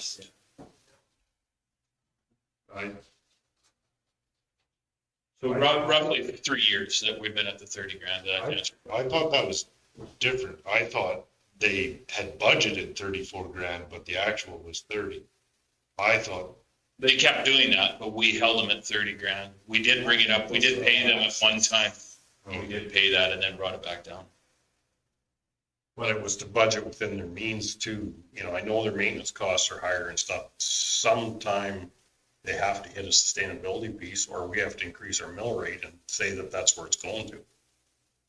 And when you look at another $2,000, another $2,000 is almost, I thrown it at Yvette the other day, and all these increases is almost another one tax to the county of Stettler. If it was a certain acreage or whatever, it could be a $2,000 tax bill.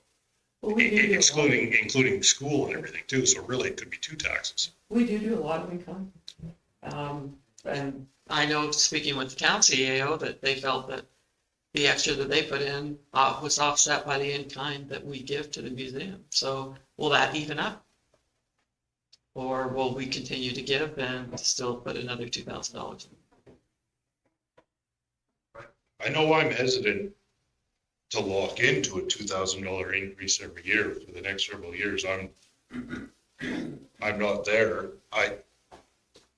I would be in favor of a 2,000 this year, and hopefully some of their fundraising activities that they've planned, and there is a substantial stress being added to that. Hopefully that can make up for some of the future years, would be my thoughts.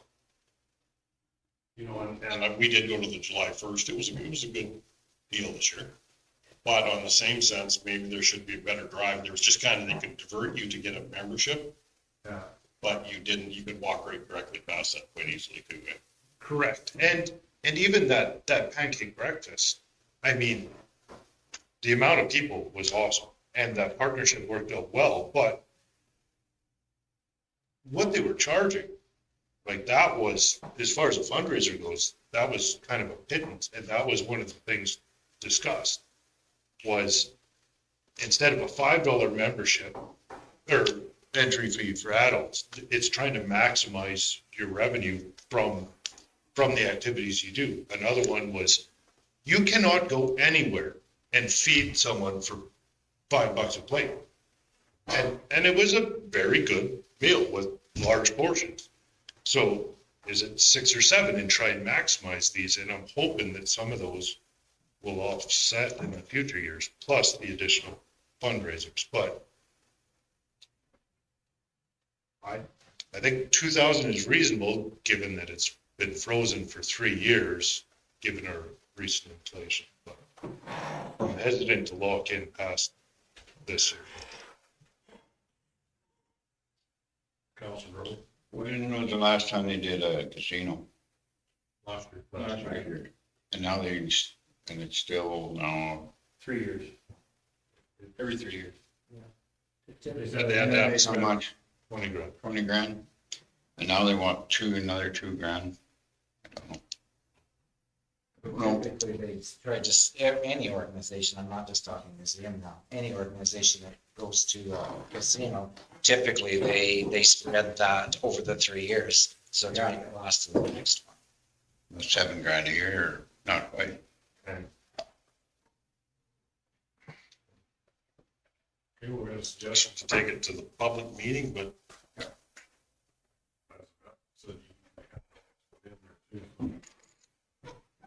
I could put it on the list for the revised budget, to look at increasing it at that time. Looking for a little bit of direction on the in-kind. yeah, well, the in-kind, I think that needs to be a comment passed because, the comment back to us was the fact that knowing what we did, not knowing what the town did, tells me the town didn't do very much for the in-kind, and even from the indication from the CEO of the town was that the difference in what we paid, when we had that December meeting with them, it was more, well, you know, for what you guys do for work there, makes up the difference.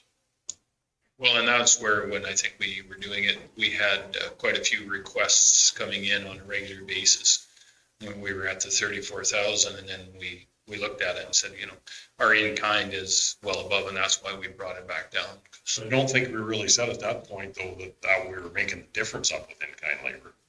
Well, I mean, and we had, at that time, we still had our equipment all here, right? So it wasn't as big a deal to pop over and do it. Now it's a little different story when we're bringing something from out of town or out of south of town and then bringing it in to do the work. It's a little different ballgame. When your next door neighbor asks you to come help them, it's a little easier than if it's somebody that's miles down the road, right? So Chris had just emailed me, we've been paying 30,000 since 2016. Never did increase. That was our budget numbers that showed the report. That was our policy, I think, wasn't it? Yeah. And then we backed it back. Well, this is the first time we've ever received a presentation since I've been here about, they just kept arbitrarily raising their ask, and finally got to the point where council said, well, what are you doing? This is the first budget presentation that we've received, and it was well done. I feel like the person presenting may have some experience with this sort of thing in this particular room. Could be.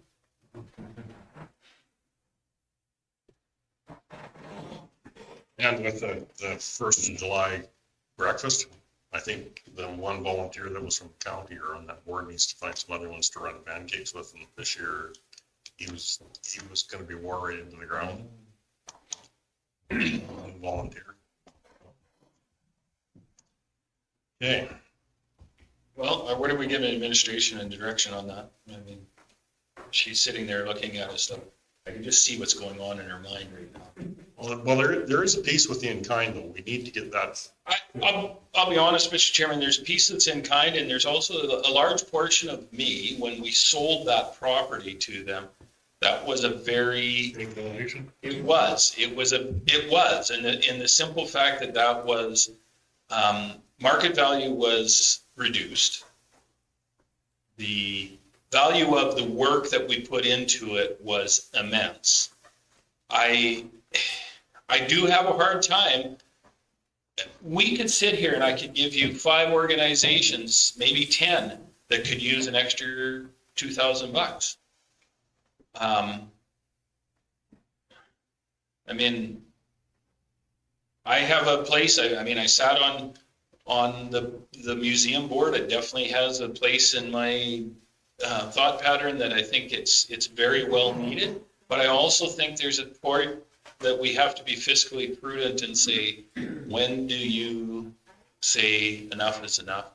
And the other thing that I have a little bit of an issue with this is they're coming on January the 10th to us versus November when we were doing the budget. I would have a much more affinity to changing the budget 2 months ago than I am to changing the budget today. Because our staff, us, have done a lot of work and we set that out. I would look at a 2024 budget. Yes, absolutely. But I think part of this is, I mean, what if they came in February? What if the group comes in March and says, I need another, we've already made our budget. I mean. What if they come in tomorrow? Yeah, right? But it's public, it's not done yet. It's still open to. No, I agree. That's what I said earlier. I agree. I said it's not set in stone, but I would have to have, for me to change what we've done, would have to have a fairly good, reasonable, not just I need the money, but a reasonable here is where we're going to have to close the doors in emergency plan, right? I don't think they're ready to close the door. Are they going to struggle? Yes. Are we struggling? Yes. Is every organization out there struggling? Yes. And I blame Justin Trudeau 100% for taking his carbon tax and pulling so much money out of our economy. Yes, I do. Anybody want to fight me on that? I'll take you on, because that's where that money is gone.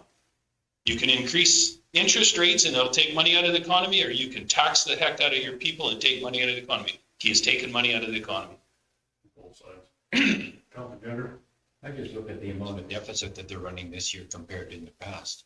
And they do have some possible fundraisers, especially say like with that John Deere. I would just soon say like wait on this year, see how they really do come about. This could be a hell of a number that they come up with this summer. We don't know. Now, from myself, I'd just soon postpone it until next year. Okay. I would be there too, to the fact of timing. I know they could come tomorrow, but they would still have that part of the discussion. We have to change where we budgeted, so I would say that and make sure they recognize, or we keep very close track of what our in-kind would be. What the requests are and what our actual costs are, the same as what we're doing on everything. Councilor Grover? Well, I still look at my wounds from the selling land and the thing, and then they come on another they want $2,000. No, this year's budget set, I think we're good, just leave it. Councilor Stevens? I was in favor for this year of increasing it $2,000, but seems to be I'm in the minorities, so be it. Someone has to be. Winnable. No, we could be unanimous. I think since they haven't had an increase in 6 or 8 years, or 6 or 7 years, and going by how much insurance and utilities and labor and everything's gone up, I'm thinking $2,000 is fair. Councilor Nyberg, we've heard. Flip coin, I can either way. I just said fiscally responsible. I mean, could they use it? Absolutely. Would it bankrupt us? No. But I mean, at the same time, if we don't start watching our dimes, our dollars will never watch themselves. And I would like to see a clarity on the in-kind for both the two major contributors. If it was this $4,000 difference, I feel 100% confident that we did more than $4,000 in kind. Knowing what I know about construction and what market rates are and equipment and operators and fuel, I can tell you we did more than $4,000 in work in kind this year. Does the town put a display up for the night of the museum? They bring their full of it. And once, really, it comes to the fact again that the economic spin-off of the museum comes to the town of Stettler. Business is owned by county ratepayer. That pay taxes to the town of Stettler. And to us too as well. I mean, yeah, I don't know if you can go down that road, but yeah. No, but it is. It's the same as we talked about issues at the Ag Society grounds. It brings to the community, but to the businesses within the town. And they could be county, they could be town residents that own it and participate in it. So where do we go from there at CAO? You still? I think she's got her direction now. The majority of the votes, as much as I was on the wrong side of this one, or the losing side. You're always in the wrong side of the fence there. All right, Mr. Chairman, I think it's time to move on. Okay, then we're into reports or into our in-camera session. Do we get through the reports and then go into in-camera and? Mr. Chairman, I would think just to keep this moving forward, can we go into in-camera now? Because we're gonna have to go back to two other portions of this. So if we went into in-camera, and I understand that some people have some stuff in camera that affects our decisions going forward. So leave the reports to later, if that's cool. Okay, that's fine. So with that, I'll take you in camera, Mr. Chairman. All in favor?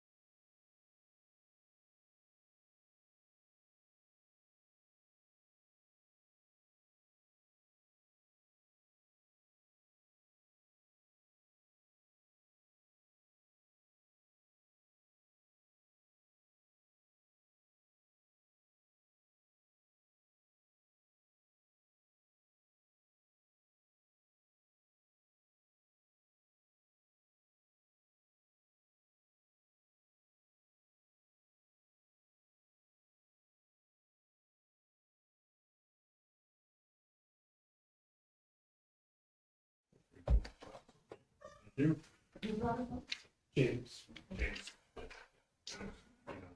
Mr. Chairman, I'd like a motion to send a letter to, let the individual that was buying said property out in Botha, that the offer is, expired on our part, and if he'd like to reapply, he could very well do that, but as such, we haven't heard anything from either him or his lawyer, so it's expired. Any questions on that? Call the question, all in favor? Carried. 7.10, request for decision award phase 2 Gadsby Rural Water Contract, page 160 of the package.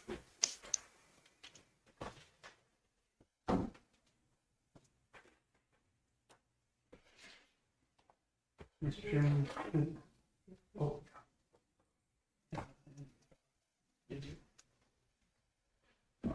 So you've got two RFDs in front of you today, actually, for contract 2 and contract 3. I put a map on the screen. The blue is contract 2, the green is contract 3, and then the red is contract 1, which is already underway. So contract 2, you can see from the tender results, actually both contracts have the same low bidder of Elite Site Services. Contract 2 was 1.139875 million.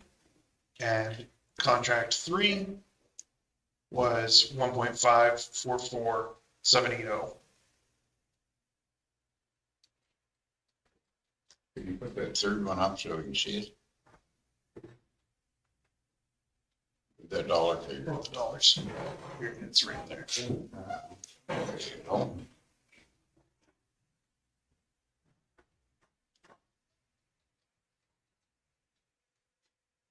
Okay, that's, I guess, one of the interesting things was, as this came up, is also what the cost to fix per meter on this.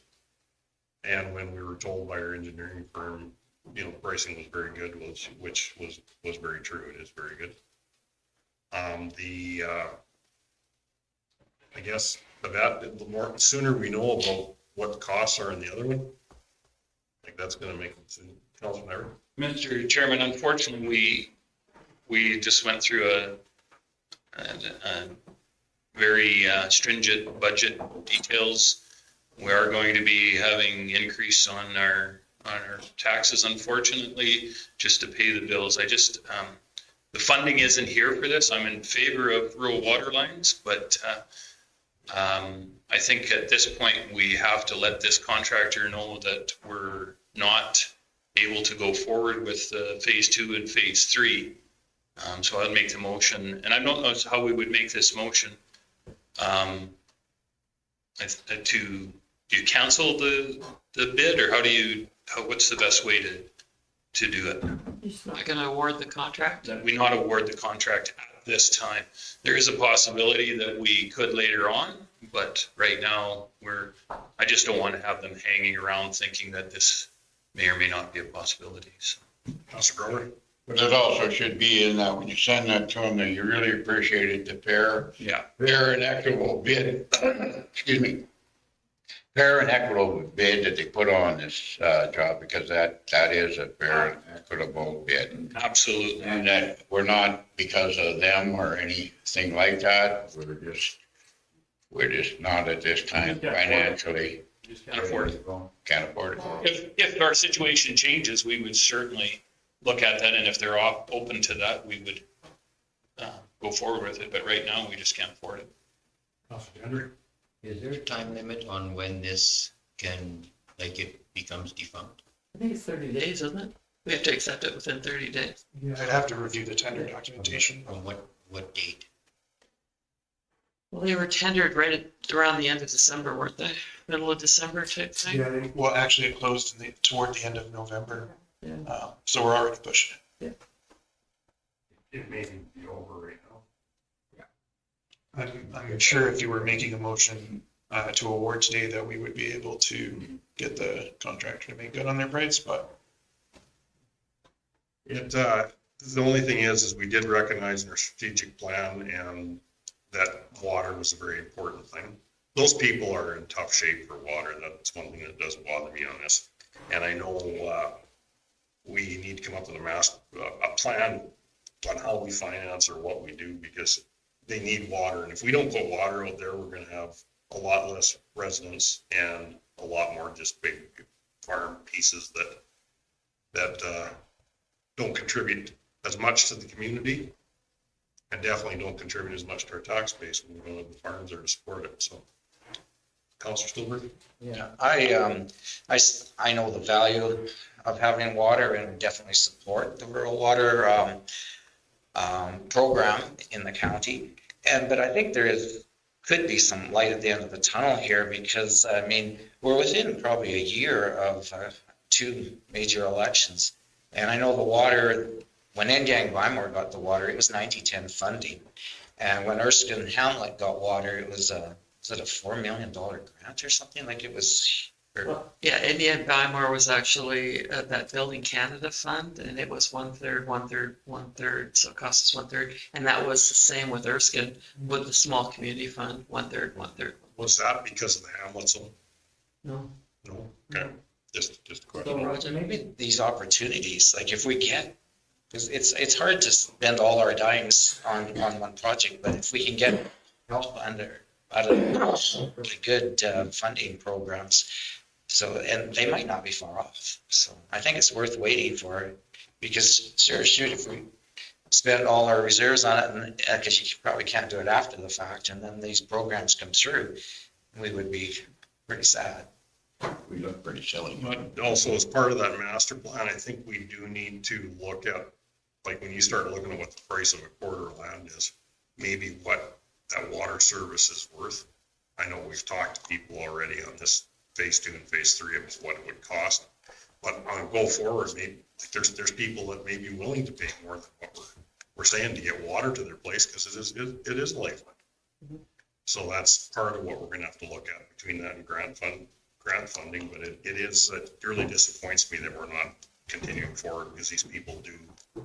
I ran into one of them at the waste transfer site the other day, and it is just, they're desperate for water.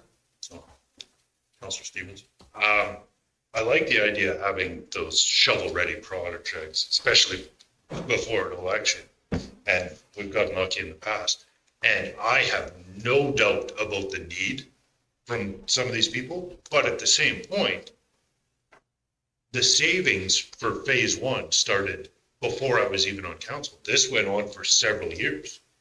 That was awarded. There is the potential for cost savings. If that comes to fruition, I don't want to count my chickens before they hatch, but if that comes to fruition, then we look at phase 2 and work towards that. But right now, the days of cheap borrowing are done. I'm not into borrowing money for projects. I like the idea of how we approached this before. We saved up money. This was deemed a priority in our strat plan. We saved up money and we got it done. I would prefer to stay in that line of thinking.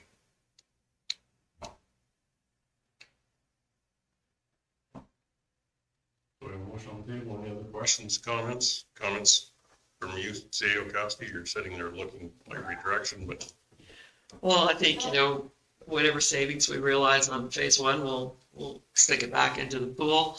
We do have 3 more years of committed federal gas tax funding. I can't remember the name. Yeah.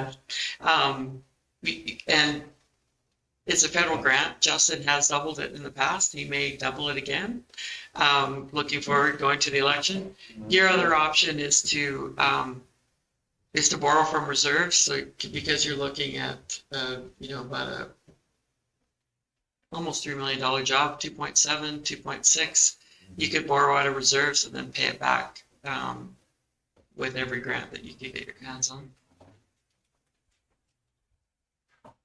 Okay, well, we have a motion on the table to not award or basically contact and thank the person for the very, very good and good recommendations to this contractor too. Like, very strong recommendations. That's the motion on the table. Call a question. All, okay, Councilor Stewart? Just had one quick question to administration, being that this yeah, I should jump ahead of myself. If this motion should pass, that we don't award at this time, is this, this information is already public though, isn't it? Yes. Part of the public bid process. Yeah, because I was just thinking, within the year, if there's grant money available, I guess. We could still award back to these guys. We've done the bid, we've done our due diligence. We could pick the lowest bidder out of this bid, if they're willing to do it. I think if we reach a deadline, I think we'd have to retender. Andrew? But it almost puts the low bidder kind of at disadvantage. In fairness, there is a process in procurement. If you treat absolutely all these tenders the same, and we approached all of them, will you honor your previous bid? And they say yes. At that point, we haven't broken any rules. Are you to go to MGA or is that just, that's the real world? There's a difference in the real world. Larry's learning. You step into the municipal world, there's a big phase, yeah. You walk through the rainbow sheets and it's all of a sudden changes, yeah. Nice if it worked that way, but Councilor Gender? The numbers that are shown on here, this is on an open tendering system, so everyone is allowed to be able to see it. The numbers that I asked the event to share with us on our own, that is in camera, that is not to be shared with anyone. To make it fair to every contractor out there, so that you do not see what everyone's footage, you do not break down. But the final numbers, yes, it is open, very open bid on. Okay, thanks. Okay, we've got the motion on the table to not postpone, but just to not, to decline. It's only to be fair to these guys, so they don't think that we're hanging on. Okay, call the question, all in favor? Opposed? Aye. It's carried. Councilor Gender, McKay, and Clark are opposed.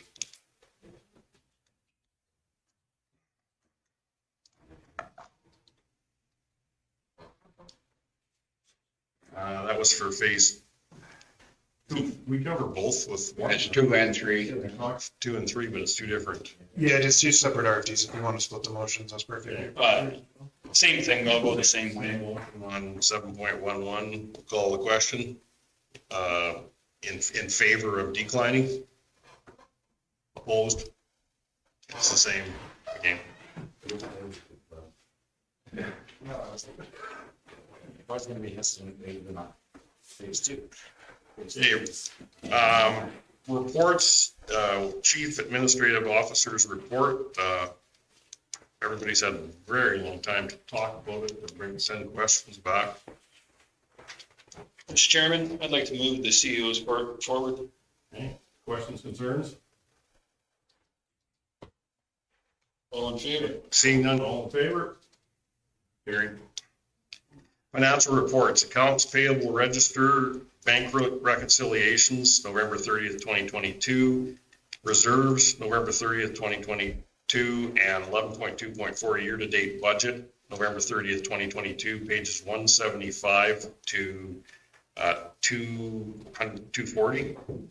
Councilor Grover? Okay. Any questions, concerns? I'll call a question, all in favor? Carried.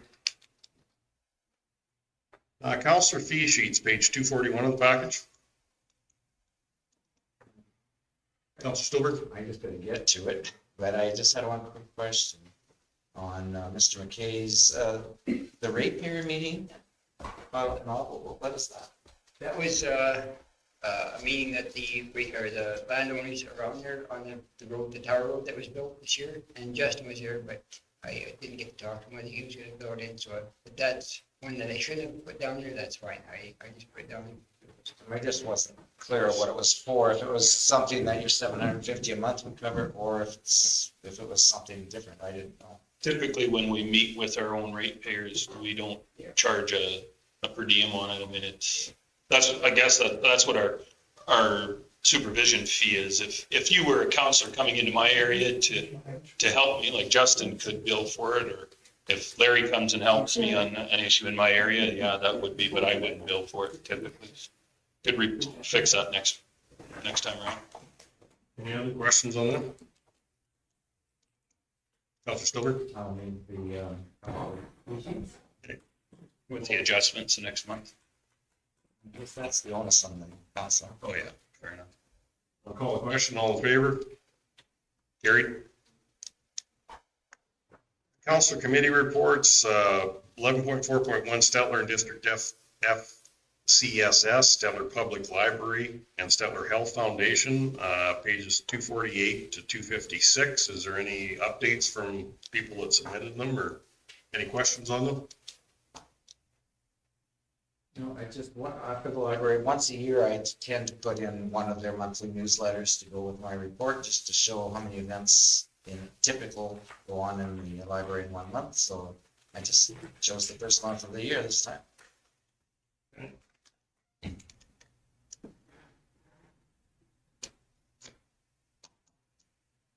Councilor Stevens? I do have a question about one of the consent items, the letter from. No, wait. Okay. Move the committee reports. I will move them. Good, so we catching on. Justin, when everybody has their, now you can go ahead. Are you in favor? Okay. We'll help you out with this. Now you can go ahead. Now you can. Agenda items, we'll go 12.1 to 12.6, and now if you have a concern with that. I have a question about one, and that was the letter from Rocky View County, joint advocacy. Is this not something that got a similar resolution got passed at RMA? Which one are you talking, what page again are you on? I'm trying to. 4 page 264. 264. On the second page, 2. I was under the impression that we passed a very similar resolution in RMA, so I'm not sure if this is sent out. It was after. I think is it on ASB possible? Because we had that discussion at the zone meeting on Friday and it was being ran through ASB. So that's because there was talk of another resolution coming forward, and it was from Rockyford, but I think ASB because of taking up agricultural land. So they weren't happy with what we did at RMA, so they're bringing it this way, is it? Well, it goes a step further. To this end, we have allocated up to 10,000 towards hiring of this consultant and hope that you will consider a similar allocation if you are interested in joining our advocacy coalition. And I don't know, I think we want to give RMA a shot before we start paying another lobbying group. We did talk at that meeting, it would be, I guess it could be us with, like when we do something with ambulances or when we do something with unpaid oil and gas taxes. Excuse me, it was basically put back to them if you would choose to spend $10,000 and advocate the same way as RMA is, it works hand in hand. But, well, excuse me, but I'm sure that it failed at RMA, didn't it? That was one of the ones that failed. Because remember the conversation was basically stating that there was a number of people for and against it, and they were saying that, I mean, the guys got up and were saying about the fact that it's my land, I'll damn well do what I want with it. And that's the trouble with this is it comes to the landowner's got a lot of input in on. Right, if I'm a landowner and I'm gonna make it's gonna be a financial boon for me, I don't know. It seems to me that failed though because of that. I thought that there was that RMA resolution did not pass. They were trying to make it so that I'm gonna have to look that one up. But then also at the central meeting, we talked about one of the education pieces is bringing lawyers in to talk about it, but that's happened already in the past also. Amber did send out a link, which I'll forward to everybody that had that part of the conversation. So this, basically it was told though, if they want to take it on as a county, to go ahead and take it on as a county, or if there was other counties, I think Clearwater was talking about it also. But to go ahead and Clearwater doesn't have much farmland. I mean, they barely have an ag service. But they have a big bank account. Let them take it there. When you said in the meeting, listen to Rocky, solar panels and about power lines and stuff, I'd like to have had some of their representatives talking when I was talking to residents along the power line at 601 that commented about what should happen around Calgary, because kind of what they were saying should happen is kind of happening. Plus, this one, didn't they say that they were gonna send out some more information? They had somebody working on it. But that's the problem, is that unfortunately, these solar farms seem to be going up on, And then jumping real quick. the best farmland within the county. But technically, we really don't have anything to say because the permit will be decided by the AUC, which is maybe where the lobby needs to begin, because they could very well end up like the AER. I know, but that was the whole conversation that I remember, because remember the cowboy hat from, he was out west somewhere, he said, I made a ton of money off of putting on solar panels on my property, be damned if you're gonna tell me what I can't do with my property. And I swore that his passionate plea was a win, and they turned that down because landowner rights trumped, but I could be wrong. The resolution did carry. Oh, it did? Yeah, for advocating against the loss of agricultural land to renewable energy projects. Well, do you got the numbers or percentage wise? It doesn't say. It doesn't give me percentages. It was probably a closer one though. It was carried. Okay, maybe I was wrong then. I thought it would. He got up and spoke to it, but he was from Willow Creek, I'm pretty sure. Yeah, that was down enough. Yeah, that's. I'd like to move these agenda items. Agenda items? Yes. But as stated, they are, I think, gonna put more money into it themselves and go parallel with RMA, which they're entitled to. Any other questions on that? Motion to move on the table, all in favor? Carried. And Wednesday, next meeting, Wednesday, February 8th, 2023. Nikki? But don't forget, we have our public budget presentation tomorrow at 1:30. Everyone's welcome. How could we forget? Please join us. All in favor of adjournment? Adjournment. Carried.